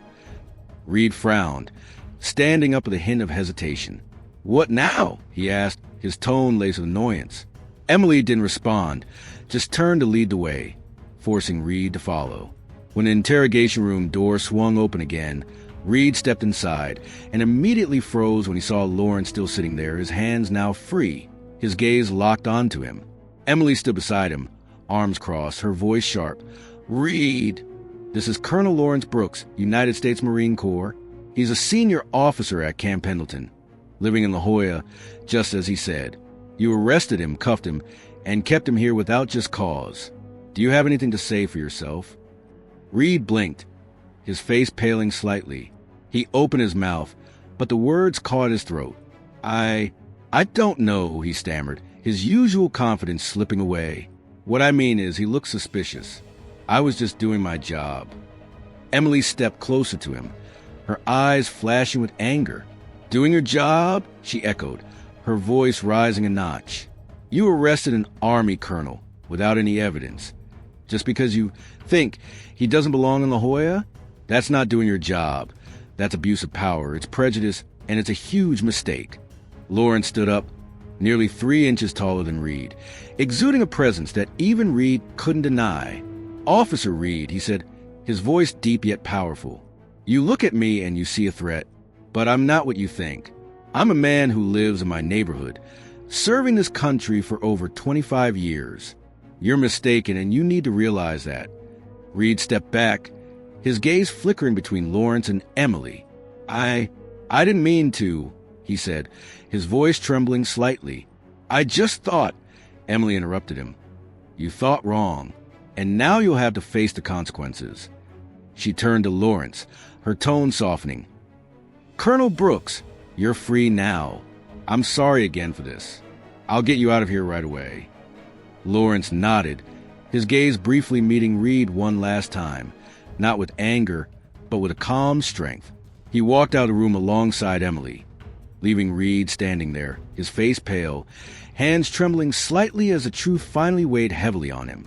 The light of justice had arrived, and it shone brighter than any prejudice Reed had ever held. The door to interrogation room number 3 closed behind General Lawrence Brooks and Sergeant Emily Harper, leaving Officer Thomas Reed standing alone in the suffocating silence at the San Diego Police Department on E Street. The temperature in the room was still set at 68 degrees Fahrenheit, but Reed felt a chill run down his spine as he looked at his trembling hands, his mind spinning with everything that had just happened. Lawrence followed Emily down the hallway, his sneakers softly thudding against the tile floor in a steady rhythm, unhurried, untroubled, just a quiet confidence of someone who has faced challenges head-on. He rubbed his wrists lightly, where faint red marks from the handcuffs still lingered, but he paid them no mind. He could feel the curious gazes of a few other officers in the station, looks of intrigue mixed with surprise and a hint of embarrassment as they realized he wasn't the subject Reed had described. Emily walked beside him, her voice softening as they approached the reception area. "Colonel Brooks, I'll take care of your release right now. Would you like me to call a ride to take you back to La Jolla?" Lawrence shook his head lightly, his deep brown eyes flashing a rare smile. "Thank you, Sergeant," he said, his voice low and sincere. "But I'll head back on my own. I just need some fresh air after tonight." Emily nodded, understanding his meaning. She led him to the front desk, where a young staff member quickly jotted down his release information, a hint of awkwardness in his gaze as he looked at the paperwork. Lawrence Brooks, Colonel, United States Marine Corps. Meanwhile, Reed stood in the interrogation room, gripping the edge of the table tightly as if to keep his balance. He could hear the footsteps of Emily and Lawrence fading down the hallway, and a sense of emptiness began to wash over him. He had messed up miserably, and now the pride he had always held on to was crumbling like a sandcastle before the waves. He muttered to himself, "He can't be the colonel? No way." But those words were just a desperate attempt to cling to the prejudice he had built up from the start. Emily returned to the shared workspace after finishing the paperwork for Lawrence, her gaze immediately searching for Reed. He had left the interrogation room and was now sitting at his desk, his head bowed over a stack of now meaningless documents. Emily approached, standing in front of him, her voice cold yet firm. "Reed, do you even realize what you just did? You arrested a colonel, handcuffed him, and held him for hours just because you didn't like the way he looked. This isn't just a mistake. It's a scandal. You're going to be suspended immediately, and I will initiate a full investigation into your actions." Reed looked up, his face pale, his light blue eyes now empty. I don't know," he stammered, his voice trembling. "I just thought he was suspicious. I didn't mean to make a big deal out of it." Emily crossed her arms, her gaze unwavering. "Didn't mean to," she echoed, her voice rising slightly. "You've crossed every line as a police officer. You're not protecting anyone. You attacked an innocent person based on your own biases. And now you're going to pay for it." Reed bowed his head, his hand gripping the cold coffee cup tightly, but he didn't say anything more. Emily turned around and walked toward her office, where she began drafting a report about the incident. She knew this case wouldn't just end with Reed. It would be a wake-up call for the San Diego Police Department, an opportunity to reflect on how they treated the community they vowed to protect. Lawrence, meanwhile, stepped out of the headquarters, taking a deep breath of the cool San Diego night air. The temperature had dropped to about 60 degrees Fahrenheit, and the ocean breeze from Pacific, just a few miles away, swept through, carrying the salty scent he had always loved. He stood on the sidewalk in front of the building, gazing up at the deep black sky, dotted with a few stars, feeling a gentle sense of relief wash over him. Tonight was a challenge, a deeply unfair challenge, but he had overcome it, not with physical strength, but with dignity and truth. He started walking, not in a hurry, heading toward a bus station about half a mile away. He didn't need a police car to take him back.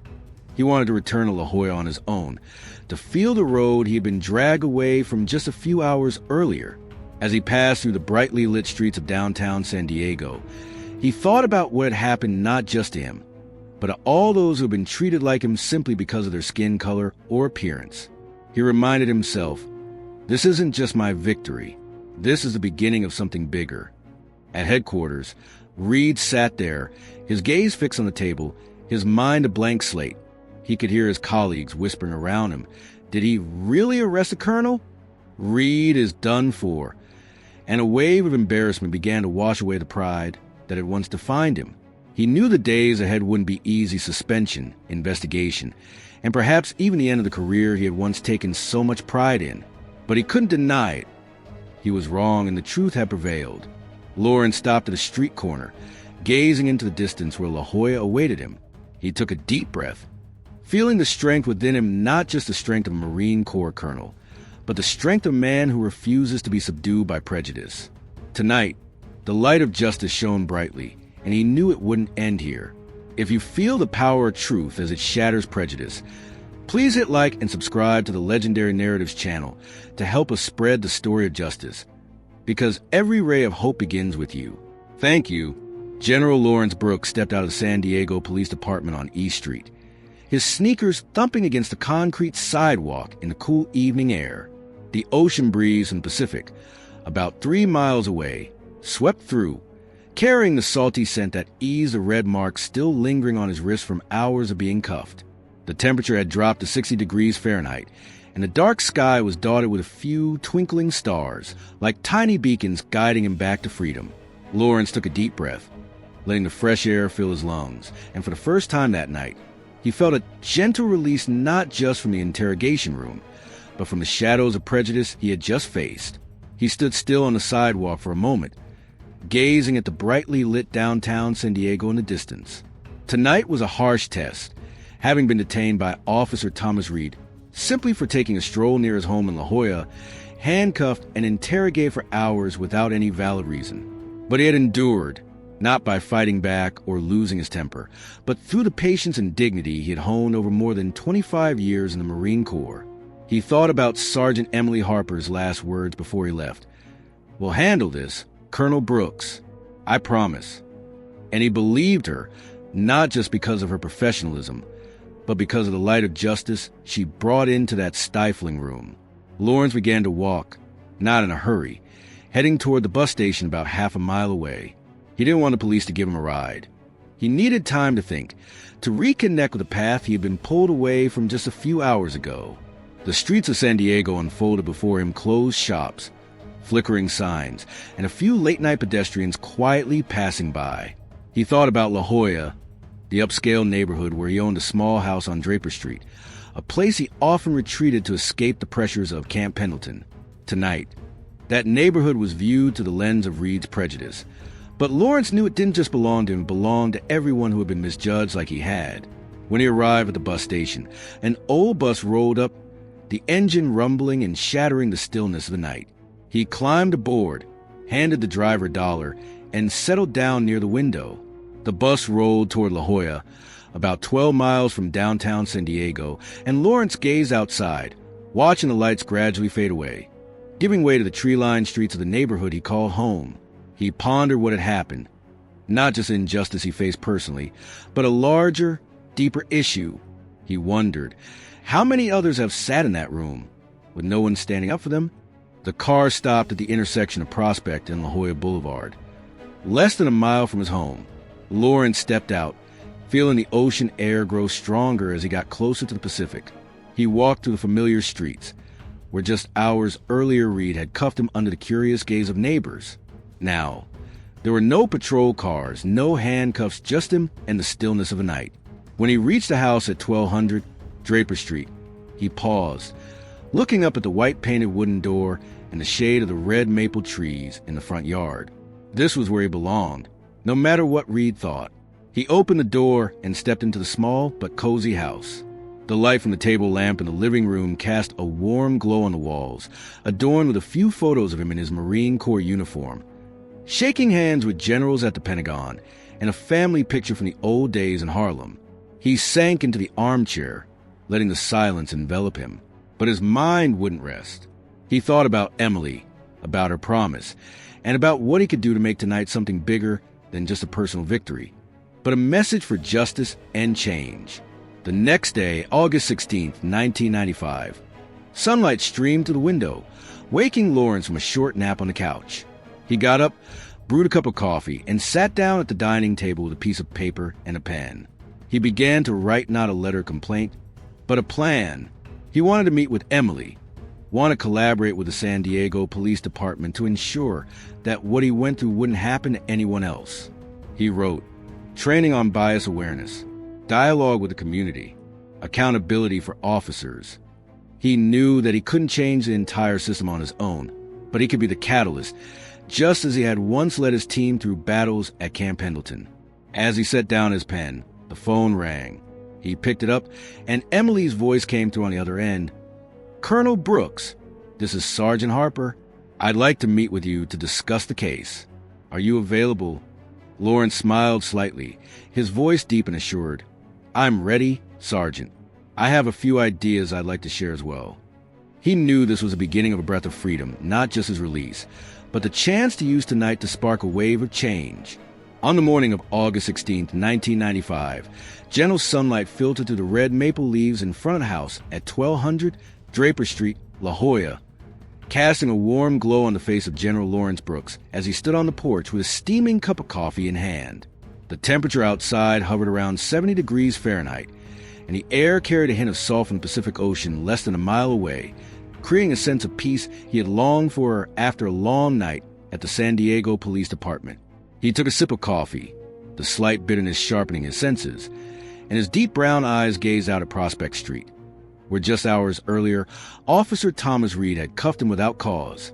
But now, he no longer dwelled on that injustice with anger. Instead, he contemplated what it might ignite within him. The call from Sergeant Emily Harper this morning still echoed in his mind. I want to meet with you to discuss the case, she had said, her voice carrying a determination that he could feel even through the phone line. Lawrence knew this wasn't just a polite invitation. It was an opportunity. He stepped into the house, set his coffee cup down on the dining table, and picked up the paper where he had jotted down a few ideas earlier. Training on bias awareness, dialogue with the community, accountability for officers. He looked at those words, feeling a small flame igniting in his heart, the flame of change that he had carried since his days commanding at Camp Pendleton. He wore a simple white shirt and khaki pants, then drove his Jeep Cherokee from La Jolla to the San Diego Police Department, about 12 miles away. When he arrived at the headquarters on East Street, the sun was high in the sky, illuminating the gray concrete building that had been his temporary prison the night before. He walked in, and the young receptionist who had processed his release looked up with an awkward smile. Colonel Brooks, Sergeant Harper is waiting for you in his office, he said, his voice slightly trembling. Lawrence nodded, sensing the shift in how people viewed him, no longer a suspect, but a respected man. Emily stood up from her chair as Lawrence walked into her small office, her blue eyes shining with sincerity. Colonel Brooks, she said, shaking his hand with a firm grip. Thank you for coming. I want to talk about what happened last night and how we can move forward from here. Lawrence sat down across from her, placing his papers on the table. I want that too, Sergeant, he replied, his voice deep and steady. Last night wasn't just about me. It was about what happens when bias overrides justice. I want us to do something to prevent it from happening again. Emily nodded, her eyes shining with agreement. I agree, she said. I suspended Reed this morning. He'll face a full internal investigation, and depending on the outcome, he could be fired. But I know that just punishing him isn't enough. We need to change the way we operate, how the officers are trained, how they see the community. She paused, glancing at Lawrence's paper. You mentioned you have ideas. I want to hear them. Lawrence pushed the paper toward her, his voice carrying a weight that couldn't be ignored. I want us to start with training not just on the law, but on bias awareness. Officers need to understand that they can't judge someone solely based on their skin color or appearance. I also want to have dialogues with the community so that the people of La Jolla and all of San Diego have a voice. And finally, there must be clear consequences if an officer crosses a line, like Reed did. Emily jotted down notes quickly, her eyes lighting up with excitement. This is exactly what I was thinking, she said. I've seen too many cases like yours where the victim isn't always a colonel like you, and not everyone gets exonerated. We could start with a pilot program right here in San Diego. I'll pitch it to my superiors, and I want you to be involved not just as a victim, but as a leader." Lawrence tilted his head, his eyes showing a hint of surprise, but also a strong determination. "I'm ready," he said. "I've guided others through greater challenges. This is just another battlefield. But I need you to make sure this isn't just talk. It has to be action." Emily smiled softly, a smile filled with commitment. "I promise," she said. "We'll do this together." The meeting ended with another handshake, and as Lawrence stepped out of the office, he felt a refreshing sense of purpose wash over him. Not just relief, but a newfound direction. He drove back to La Jolla, but this time, he didn't head home right away. He stopped at a small park near the beach, where the Pacific waves crashed against the sand about 100 yards away. He sat on a wooden bench, gazing out at the ocean, and reflected on the foundation he and Emily had just laid. He knows that change doesn't happen overnight. It's like a seed that needs time to sprout and grow. But he also understands that that seed has been planted not just from the injustice he has faced, but from his determination to turn it into something meaningful. He thinks about the soldiers under his command at Pendleton, about how he taught them not just to fight, but to stand up for what is right. Now, he will do the same for this community. As the sun rose higher in the sky, Lawrence stood up, took a deep breath of the sea air, and smiled. Last night, he had triumphed over Reed with the truth. Today, he would conquer prejudice through action. The seeds of change had been sown, and he knew they would soon blossom not just for him, but for all those who had ever been forgotten in the shadows. On the afternoon of August 17, 1995, golden sunlight streamed through the red maple leaves in a small park near the La Jolla coastline, where General Lawrence Brooks stood gazing out at the Pacific Ocean about 100 yards away. The temperature had risen to around 75 degrees Fahrenheit, and the air was filled with the salty tang of the sea, mingling with the rhythmic sound of waves lapping against the sandy shore. Lawrence wore a simple white t-shirt and jeans, the same outfit he had on the day he was arrested, but now he stood there with a different mindset. No longer a victim of prejudice, but catalyst for a wave of change that he believed would ripple far beyond the streets of La Jolla. After the meeting with Sergeant Emily Harper yesterday, Lawrence couldn't sit still. He spent the entire morning at home, calling a few old friends from Camp Pendleton's senior officers who had once worked under him, people who understood the value of justice and responsibility. He recounted the story of the night of August 15th, how he was detained by Officer Thomas Reed just for taking a walk near his home, and how Emily stood up to clear his name. "We need to do something," he told a friend over the phone, his voice low but filled with determination. "Not just for me, but for everyone who doesn't have a voice." His friend agreed, and they arranged to meet at a cafe in downtown San Diego later this afternoon to discuss further. Lawrence drove his Jeep Cherokee from La Jolla to Old Town Coffee on Market Street, about 2 miles from the San Diego Police Department. As he walked in, the rich aroma of freshly roasted coffee filled the air, and he spotted 2 old friends, Lieutenant Colonel John Carter and Major Maria Torres, sitting at a wooden table near the window. John, a white man with short silver hair, had been Lawrence's right-hand man during a mission in the Middle East. Maria, a Latina woman with sharp eyes, was always fighting for justice within the military. They stood up to shake his hand, their expressions a mix of concern and respect. "Lawrence," John said, his voice warm and deep, "I can't believe what you're saying. A colonel like you being treated like that? What's going on with the police around here?" Maria nodded, adding, "And you said they confirmed who you are, but still kept you for hours? That's not a mistake.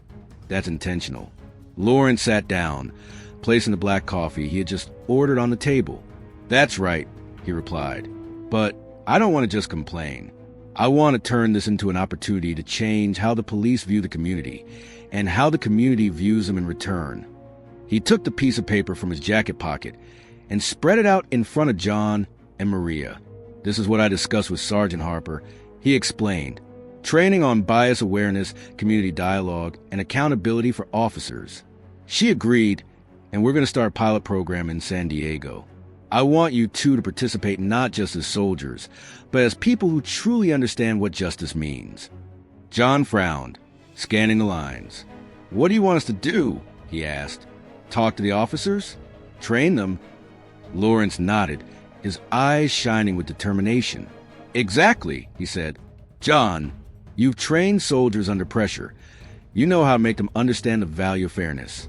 Maria, you've always been great at connecting with people.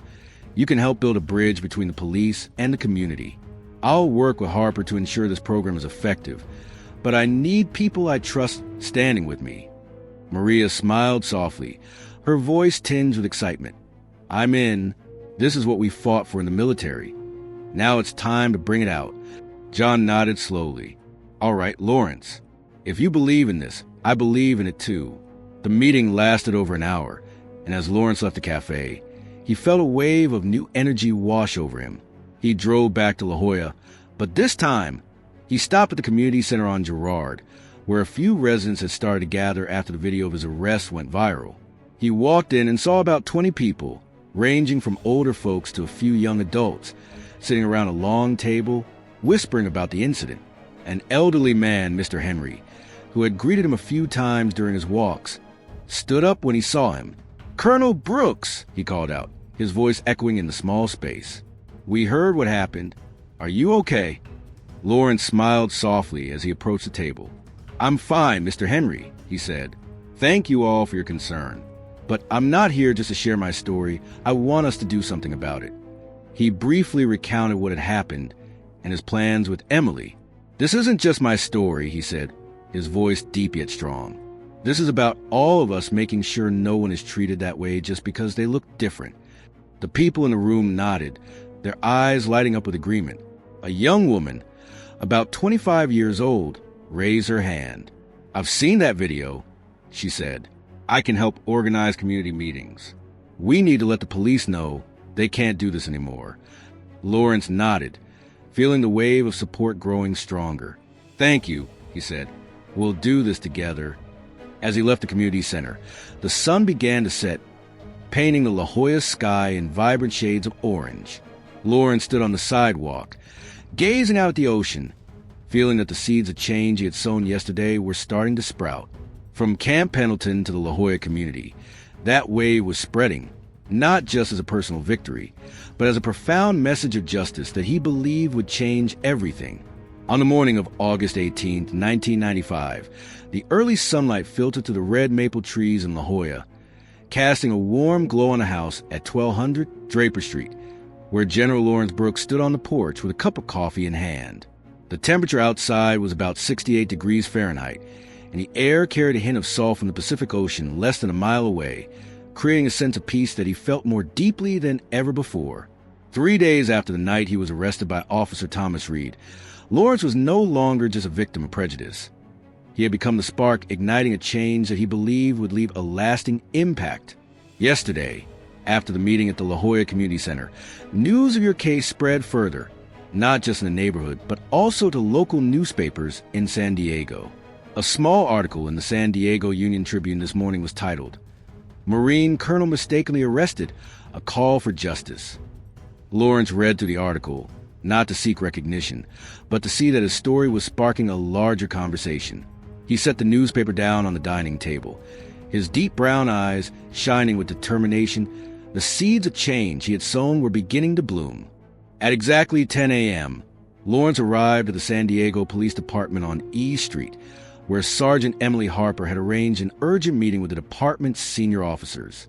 He walked into the conference room, a spacious area with a long table and neatly arranged chairs, and saw Emily standing at the head of the table alongside a few others, including an older white officer who introduced himself as Captain Robert Klein, the commander of the North San Diego area. Emily shook Lawrence's hand, her voice warm. "Colonel Brooks, thank you for coming. We've reviewed your proposal, and we want to get started right away." Lawrence sat down, placing the paper with his ideas on the table. "I'm really glad to hear that, Sergeant," he said. "But I want to be clear that this isn't just about making things right for me. This is about ensuring justice for everyone." Captain Klein nodded, his tone carrying a hint of seriousness. "We agree. Your case with Reed is a wake-up call. We've suspended him indefinitely, and the investigation will determine his fate. But we want to go further. We'll implement the training program you proposed, starting next week." Emily added, will also hold community meetings, just like you suggested. I've reached out to a few residents in La Jolla who want you to speak at the first one. Are you up for it?" Lawrence smiled softly and nodded. "I'm ready," he replied. "I want them to know that we can make a difference together." The meeting concluded with a commitment from both sides, and as Lawrence stepped out of the headquarters, he felt a wave of hope wash over him. Not just words, but real action was beginning. That afternoon, Lawrence returned to La Jolla, standing on the sand near the beach, where the waves of the Pacific Ocean crashed about 50 feet away from him. He gazed out at the ocean, reflecting on everything he had been through, from the cold interrogation room to the meeting that morning. He thought about Reed, who was now facing the consequences of prejudice, and about Emily, who had become his unexpected ally. But more than anything, he thought about the community of people like Mr. Henry, the young girl at the community center, and the thousands of others he had never met, but who could now be protected by the changes he had helped bring about. As the sun set, painting the sky in a brilliant shade of orange, Lawrence took a deep breath of the sea air. He knew that this journey wasn't over. Real change takes time and relentless effort. But he also understood that a flower had bloomed from the seeds. He had sown a profound message about justice, respect, and the power of standing up for what is right. He turned back toward his home, walking with a fierce belief. The night of August 15th was not just a painful memory. It was a flame igniting a brighter future. On the evening of August 18th, 1995, the sunset painted the sky over La Jolla in a vibrant orange, reflecting on the surface of the Pacific Ocean less than a mile from the house at 1200 Draper Street. General Lawrence Brooks stood on the porch, his hands tucked into the pockets of his jeans, his deep brown eyes gazing out at Prospect Street, where just 3 days earlier, Officer Thomas Reed had cuffed him. The temperature outside had dropped to about 65 degrees Fahrenheit, the air carrying a cool, salty breeze that eased his mind after a long, emotional day. He had just returned from a meeting with the San Diego Police Department, where he and Sergeant Emily Harper had secured a commitment from Captain Robert Klein to implement a community training and dialogue program. But in his heart, one question lingered. Was conflict with Reed truly come to an end? Lawrence walked into the house and sat down in the armchair in the living room, where the light from the table lamp illuminated the photos on the wall moment of him in his Marine Corps uniform, shaking hands with his comrades at Camp Pendleton. He thought about Reed, the man who had seen him as a threat, simply because his skin color and appearance didn't fit the image of La Jolla in Reed's eyes. Reed was now suspended, facing an internal investigation that could end his career. But Lawrence didn't feel triumphant. He felt an emptiness. He knew that punishing Reed was necessary, but it didn't erase the roots of the problem he had faced his entire life. Meanwhile, about 12 miles away in a small apartment in downtown San Diego, Thomas Reed sat on an old, worn-out sofa, holding a cold can of beer, his light blue eyes fixed intently on the blank wall in front of him. Tonight marked the third night since he was suspended, and the weight of the incident with Lawrence still hung over him like a heavy stone. He had heard news from his colleague, Colonel Lawrence Brooks, a senior officer in the Marine Corps, who not only had been exonerated, but was also working with the police department to change the way they operated. Reed took a sip of his beer, the bitter taste sliding down his throat, but it did nothing to ease the embarrassment gnawing at him. He recalled the moment in the interrogation room when Emily walked in and revealed Lawrence's true identity. He had tried to justify himself, clinging to his instincts, but the calm gaze of Lawrence and Emily's sharp voice shattered all his arguments. "I'm just doing my job," he mumbled to himself, but those words now felt utterly hollow. He thought about his 8 years as a police officer, proudly upholding order and protecting neighborhoods like La Jolla. But now he wondered, who had he really protected and from what? Reed set the beer can down on the table, stood up, and walked over to the window, looking out at the brightly lit street below. He knew the internal investigation wouldn't be easy. Emily had made it clear that he would have to take responsibility, and Captain Klein didn't seem like the type to show any mercy. But what troubled him the most wasn't the risk of losing his job. It was the look in Lawrence's eyes when he left the interrogation room.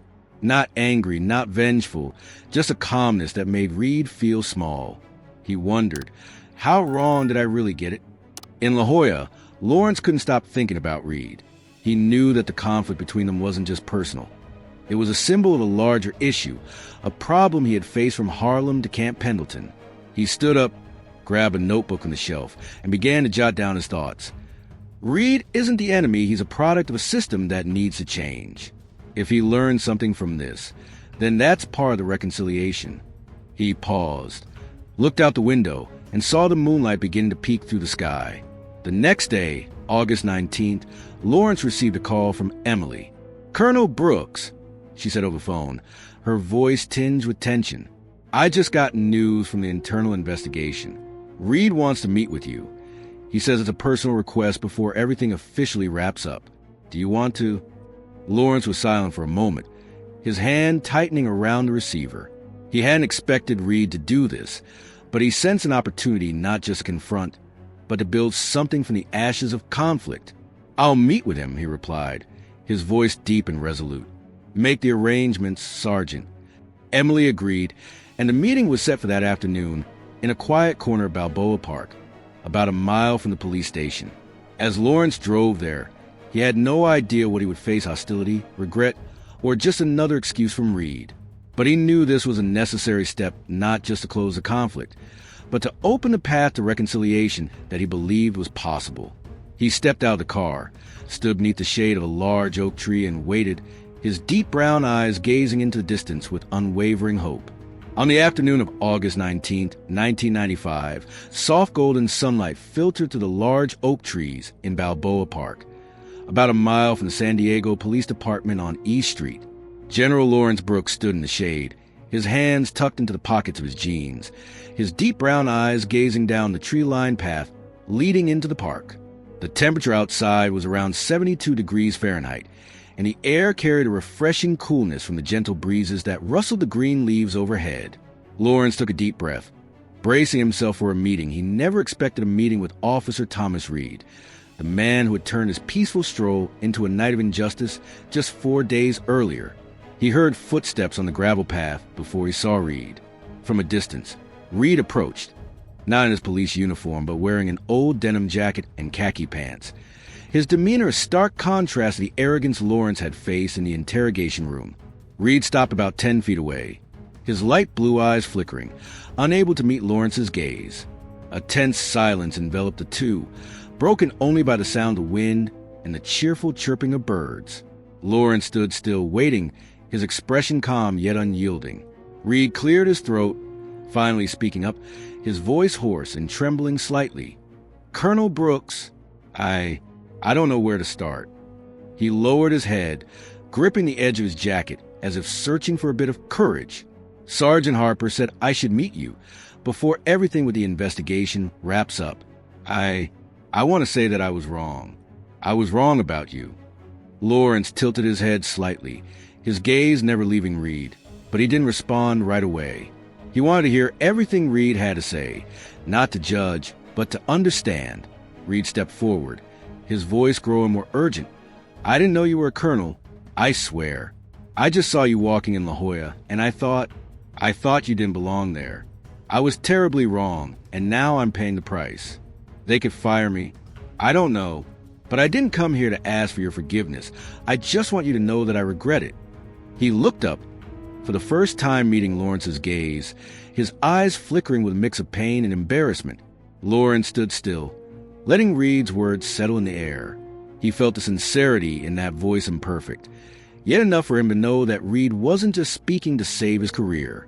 He took a deep breath and replied, his tone steady and clear, "Officer Reed, you don't need to know I'm a colonel to treat me like a human being. You look at me, and you see a threat not because of anything I've done, but because of who you think I am. That's wrong, not just for me, but for anyone you've ever done that to." Reed bowed his head again, his hands trembling slightly. "I know," he whispered. "I thought I was protecting La Jolla, but now I see I was just protecting my own biases. I don't know how to make it right, and I'm not sure I can. But hearing that you're working with Harper to change things, I think I need to say something." Lawrence stepped closer, now just about 5 feet away from Reed, his gaze carrying an unshakable power. "You can't make it right for me," he said, "but you can make it right for others if you truly want to." Reed looked up, a hint of surprise in his eyes. "What do you mean?" he asked, his voice tinged with curiosity and skepticism. Lawrence replied, "Harper and I are starting a training program for officers, focusing on dialogue with the community. If you truly regret your actions, you can join us not to save your job, but to change the way you see things. That's the only way to reconcile not just between us, but between you and what you've done." Reed blinked, as if Lawrence's words had just awakened something inside him. You're gonna let me join? After everything I've done to you?" he asked, his voice trembling. Lawrence nodded slowly. "I don't forgive you for what you did to me. I'm doing this for the others. If you can learn from your mistakes, then that night won't just be a meaningless conflict. It will be a lesson." Reed stood still, his gaze shifting between Lawrence and the ground, as if he were wrestling with himself. A stronger wind blew through, rustling the oak leaves above them. Reed took a deep breath and said, "I don't know if I have the strength to do this, but I'll try. I don't want to be that person anymore." Lawrence looked at him, his gaze softening a bit, but still resolute. "Then start," he said. "Talk to Harper. She'll give you a chance, but you have to prove it." Reed nodded slowly, his eyes now carrying a glimmer of faint hope. "Thank you, Colonel," he said, his voice hoarse yet sincere. "I don't deserve this, but I'll try." He turned away, walking down the gravel path, his demeanor no longer as heavy as when he arrived. Lawrence watched him go, sensing a small shift, not a complete forgiveness, but a first step toward reconciliation. He stood under the oak tree for a moment longer, watching the sunlight gradually fade on the horizon. This meeting wasn't easy, but it was necessary. He knew that the journey from conflict to reconciliation wasn't just between him and Reed. It was between the past and the future he was building. And with each step like this, he felt his message growing stronger. On the night of August 19th, 1995, the silvery moonlight poured down on Balboa Park, casting a gentle glow over the oak trees as General Lawrence Brooks stepped out from the shadows where he had just met Officer Thomas Reed. The temperature outside had dropped to around 62 degrees Fahrenheit, the cool air carrying the breath of San Diego night, soothing the mixed emotions swirling inside him after their intense conversation. Lawrence paused on a gravel path, his deep brown eyes following Reed's figure as it faded into the shaded road, and he felt a small yet significant shift, not the end of the conflict, but the first step toward reconciliation. He walked over to his Jeep Cherokee, parked about 50 yards away, and settled into the driver's seat. He didn't rush to start the engine. Instead, he let the silence envelop him for a moment. The encounter with Reed hadn't been what he expected when he began his day. He had braced himself for hostility, even a hollow excuse. But instead, he found a different Reed, not the arrogant man in the interrogation room, but someone grappling with his own mistakes. "I'll try," Reed had said, and Lawrence believed it was a promise imperfect, but sincere. As he drove back to La Jolla, about 12 miles from the park, he reflected on everything that had happened over the past 4 days, from the night he was handcuffed on Prospect Street, to the meeting with Sergeant Emily Harper, and now this confrontation. He understood that reconciliation didn't mean erasing the past. Reed had been wrong, and the consequences were unavoidable. But if Reed truly committed to the training program, if he changed his perspective, then the conflict between them could transform into a bridge, not just a wall. Arriving home, Lawrence stepped onto the porch, gazing out at Prospect Street, now quiet under the moonlight. He took a deep breath of the sea air, feeling a gentle peace wash over him. He couldn't forgive Reed for doing this for others, for the community he was fighting to protect. He walked inside, sat down at the dining table, and wrote a short line in his notebook. Reconciliation begins with the truth and from small steps. In his apartment in downtown San Diego, Reed also sat down, holding a can of beer, but not drinking it. He looked out the window, reflecting on Lawrence's words. You can make amends for others. For the first time in many days, he felt a spark of hope, not to save his career, but to become a different person. He knew the road ahead wouldn't be easy, but he was ready to take that step. Under the moonlight, both Lawrence and Reed felt that their conflict had led to a new beginning, a journey of reconciliation, not just between the two of them, but for an entire community waiting for change. On the morning of August 20th, 1995, the early sunlight filtered through the red maple leaves in La Jolla, shining down on a house at 1200 Draper Street. where General Lawrence Brooks stood on the porch with a hot cup of coffee in hand. The temperature outside was about 68 degrees Fahrenheit, and the air carried a hint of salt from the Pacific Ocean less than a mile away, soothing his mind after days filled with turmoil. Just 5 days earlier, Officer Thomas Reed had handcuffed him on Prospect Street, simply because he didn't fit the neighborhood's image in Reed's eyes.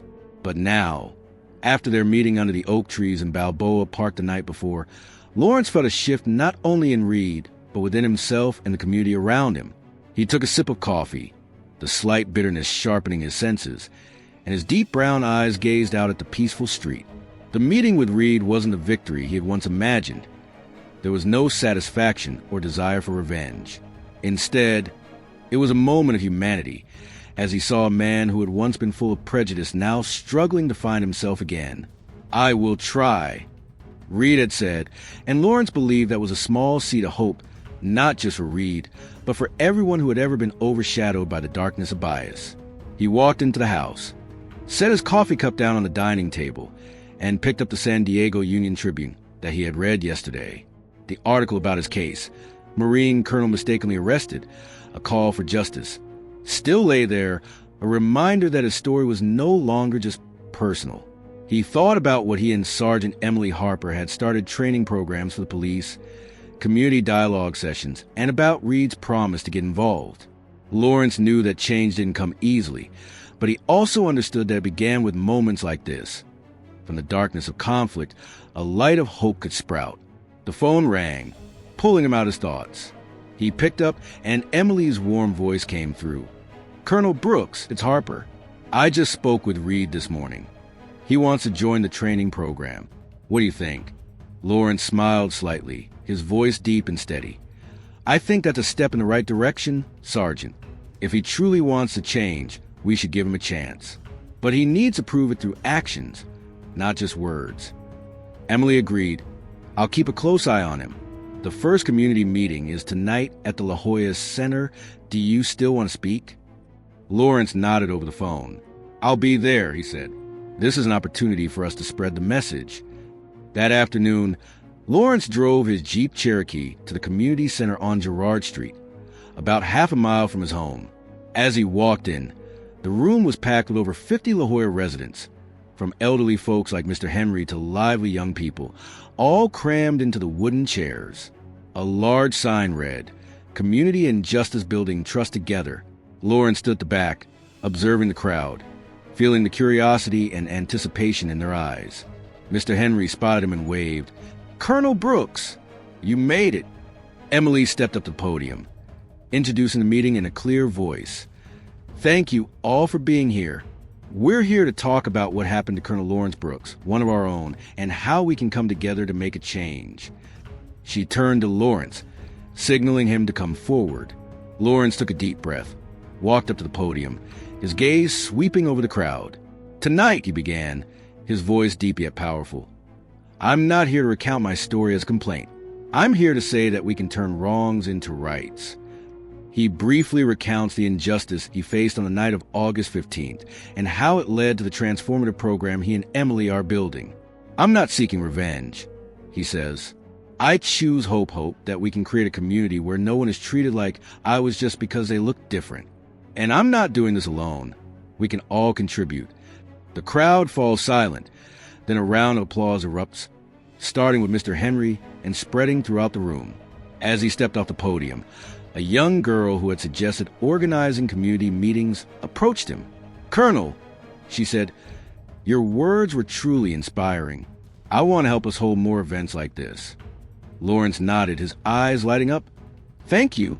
We will work together." He walked outside, standing under the sunset, feeling that from the darkness of that night, a light of humanity and hope was spreading not just within him, but throughout this entire community. On the morning of August 21st, 1995, brilliant sunlight streamed through the red maple trees in La Jolla, casting a warm glow over the house at 1200 Draper Street. General Lawrence Brooks stood in the living room, holding the freshly printed San Diego Union Tribune, his deep brown eyes scanning the headline, "La Jolla residents support Marine Colonel in call for police reform." The outdoor temperature hovered around 70 degrees Fahrenheit, with the air carrying a hint of softened Pacific Ocean less than a mile away. But inside Lawrence, a fire of hope burned brightly aflame, ignited by the community meeting the night before at the La Jolla Center, where over 50 people had stood up to support his message. He set the newspaper down on the dining table, reflecting on everything that had happened after he left the podium. Residents, from Mr. Henry with his silver hair to the passionate young woman, had surrounded him, not just to express their gratitude, but to pledge their involvement. "We want to hold another meeting," the young woman said, her eyes shining brightly. "We want the police to know they can't do this anymore." Lawrence nodded, feeling that his story was no longer a personal event. It had become a spreading flame, fueled by ordinary people in La Jolla. The phone rang, pulling him out of his thoughts. He picked up the receiver, and Sergeant Emily Harper's voice came through. "Colonel Brooks, I have good news. Captain Klein just approved the official training program. We're starting next week at the department. Reed has signed up to participate, just like you suggested. What do you think?" Lawrence smiled slightly, his voice deep and steady. "That's fantastic news, Sergeant. Reed could be part of this change if he's serious about it. I'll head to the department this afternoon to review the detailed plan."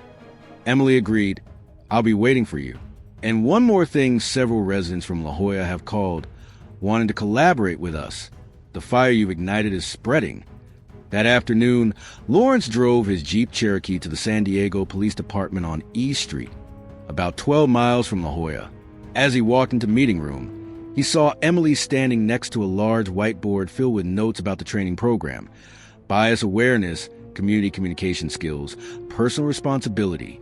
Captain Robert Klein sat at the head of the table and nodded at him, saying, "Colonel Brooks, we're ready. We want you to speak to the officers in the first session. You're the one who inspires this." Lawrence nodded, feeling the weight of the responsibility on his shoulders. "I'll do it," he said, "but I want them to understand that this isn't just about me. It's about all of us."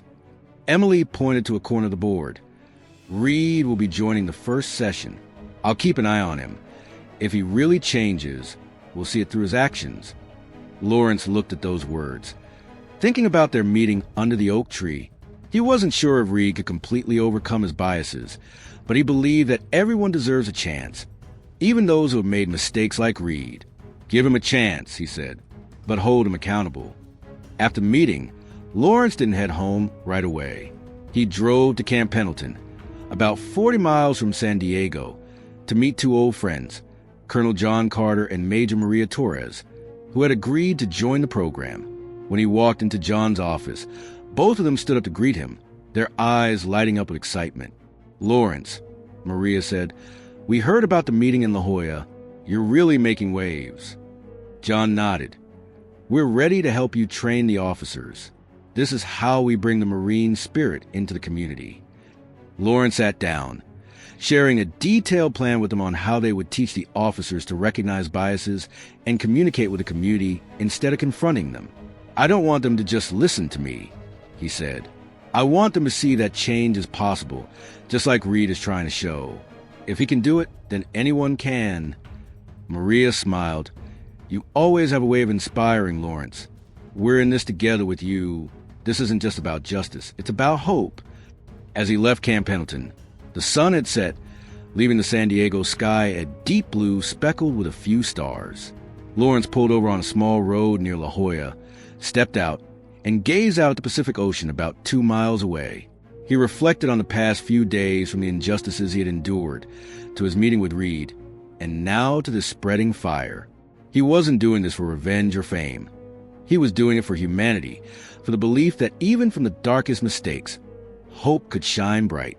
He stood there for a moment, feeling the sea breeze blow through, and smiled. The fire he had ignited was not just a program. It was a movement, fueled by people like Emily, John, Maria, and even Reed. He knew the road ahead was long, but with every step, he felt his message growing stronger, a message of unity, of compassion, and the power of hope in the darkness. On the morning of August 22nd, 1995, brilliant sunlight poured through the red maple trees in La Jolla, casting its glow on Prospect Street, where General Lawrence Brooks walked with a steady rhythm. The temperature outside was around 72 degrees Fahrenheit, and the air carried a hint of salt from the Pacific Ocean less than a mile away, refreshing his mind as he headed toward the community center on Girard Street. Just a week earlier, he had been handcuffed by Officer Thomas Reed right on this street. But now, he no longer carried the pain of that night. Instead, he held a fierce belief that from that darkness, a beacon of humanity was rising, spreading throughout San Diego. Today is the first official training session at the San Diego Police Department, and Lawrence has agreed to speak before the officers, not just to share his story, but to inspire them to make a change.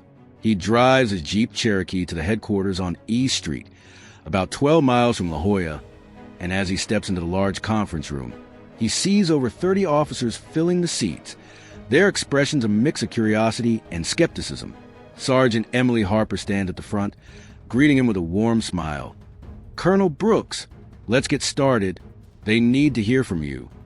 Lawrence stepped up to the podium, his deep brown eyes scanning the crowd, and he took a deep breath before speaking. "I stand here not as a victim, but as someone who has chosen hope over revenge." He recounted the night of August 15th when he was taken by Reed simply for walking near his home, how he was handcuffed and interrogated for hours without reason. But he didn't stop there. "I could be angry," he said, his voice low yet powerful. "I could demand punishment. But I choose differently. I choose to work with you all, so that together we can ensure no one has to go through that just because of the color of their skin or how they look." The crowd fell silent, and then a young officer, a blonde-haired guy with a tense face, raised his hand. "Colonel," he asked, "why don't you sue? If I were you, I wouldn't let it go." Lawrence smiled softly, his gaze softening. "Because suing doesn't change hearts," he replied. "I want you to see me and people like me as human beings, not as a threat. That's the only way to build trust." A scattered round of applause broke out, gradually swelling into a larger wave, and Lawrence felt that his message was reaching them. In the back row, Thomas Reed sat still, his hands tightly clasped in front of him, his light blue eyes fixed on the floor. He was one of the officers participating in the training, a personal request following his meeting with Lawrence. As he listened to him speak, Reed felt a wave of mixed embarrassment and hope rise within him. He recalled Lawrence's words under the oak tree. "You can make amends for others." For the first time, he felt that he could do this not to save his career, but to atone for himself. After the speech, Emily took over, leading a discussion on bias awareness, with support from Lieutenant Colonel John Carter and Major Maria Torres from Camp Pendleton. John, with his experience training soldiers, addressed the officers. "You're not just law enforcers. You're community protectors. Don't let bias cloud your judgment." Maria added, "Listen to the people. That's how you build trust." Reed took careful notes, his hand trembling slightly as he wrote, but his gaze now held a hint of newfound determination. The training session lasted until the afternoon, and as Lawrence left the headquarters, he felt a powerful sense of confidence swelling within him. He drove back to La Jolla, stopping at a beach near his home, where the Pacific waves crashed about 50 feet away. He stepped out, stood on the sand, and gazed out at the ocean under the vibrant orange sunset. He reflected on what he had done from one unjust night. He had sparked a movement, not just to right his own wrongs, but to bring hope to others. He heard footsteps on the sand, and when he turned around, he saw Reed standing about 20 feet away, looking hesitant. "Colonel Brooks," Reed said, his voice rough, I want to thank you. What you said today made me rethink everything. I can't promise I'll change right away, but I'll try." Lawrence stepped closer, his gaze gentle yet firm. "Trying is enough to start," he said. "Do it not just for me, but for the people you'll meet down the road." Reed nodded, a hint of emotion flickering in his eyes. "I will," he said, then turned away, walking toward his car. Lawrence watched him go, realizing that the pinnacle of trust wasn't just in his victory, but in how he had helped someone who was once an enemy find the light within themselves. He turned back to the ocean, feeling the flame of hope in his heart burning brighter than ever, a flame ignited not just from his own darkness, but from the compassion and unity of an entire community. As the sun set, Lawrence stood there, taking a deep breath of the sea air, and smiled. He knew that this journey wasn't over, but with each step he took, His faith in humanity and hope was reaching new heights, ready to shine forever. On the night of August 22nd, 1995, the full moon cast a silvery glow over La Jolla Beach, creating a shimmering layer on the surface of the Pacific Ocean about 50 feet from General Lawrence Brooks. The temperature had dropped to 64 degrees Fahrenheit, and the cool air, tinged with a hint of salt, eased his mind after a long, emotional day at the San Diego Police Department. Lawrence stood on the sand, his sneakers leaving faint footprints behind him, his deep brown eyes gazing out at the ocean, where the moonlight reflected like a pathway leading to the future he was building. He thinks about today's training, his speech in front of the officers, Thomas Reed's shifting gaze, and the commitment from Sergeant Emily Harper and her team from Camp Pendleton. From an unjust night on Prospect Street a week ago, he has transformed pain into hope, not just for himself, but for the entire community. He's not doing this for revenge or fame. He's doing it for humanity, for the belief that even in darkness, people can find a light if they choose to stand together. The sea breeze blew through, gently stirring his white t-shirt, and Lawrence smiled softly. He thought about Reed, who had once been an enemy but was now a part of his journey toward reconciliation. He thought about the residents of La Jolla, who had turned his story into a movement. And he thought about himself, a Marine Corps colonel, a black man from Harlem, now a beacon of hope igniting faith in dozens, even hundreds of others.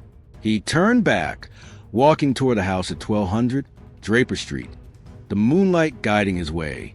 As he stood on the porch, gazing out at the peaceful street, he felt that this light, the light of hope and compassion, would never fade. Tonight, under the brilliant moon, Lawrence knew that his journey had reached a fulfilling peak, and it would continue to shine forever. Thank you for joining us on the journey of General Lawrence Brooks, a path in the shadows of prejudice to the light of justice and hope. From a night of injustice on the streets of La Jolla, he ignited a flame of change, not just for himself, but for the entire community.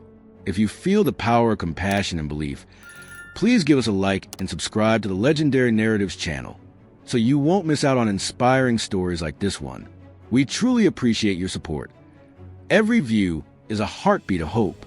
Lawrence's journey reminds us, no matter how tough life gets, always stand strong and be proud. We'll see you in the next video. Stay tough, stay proud, and see you soon.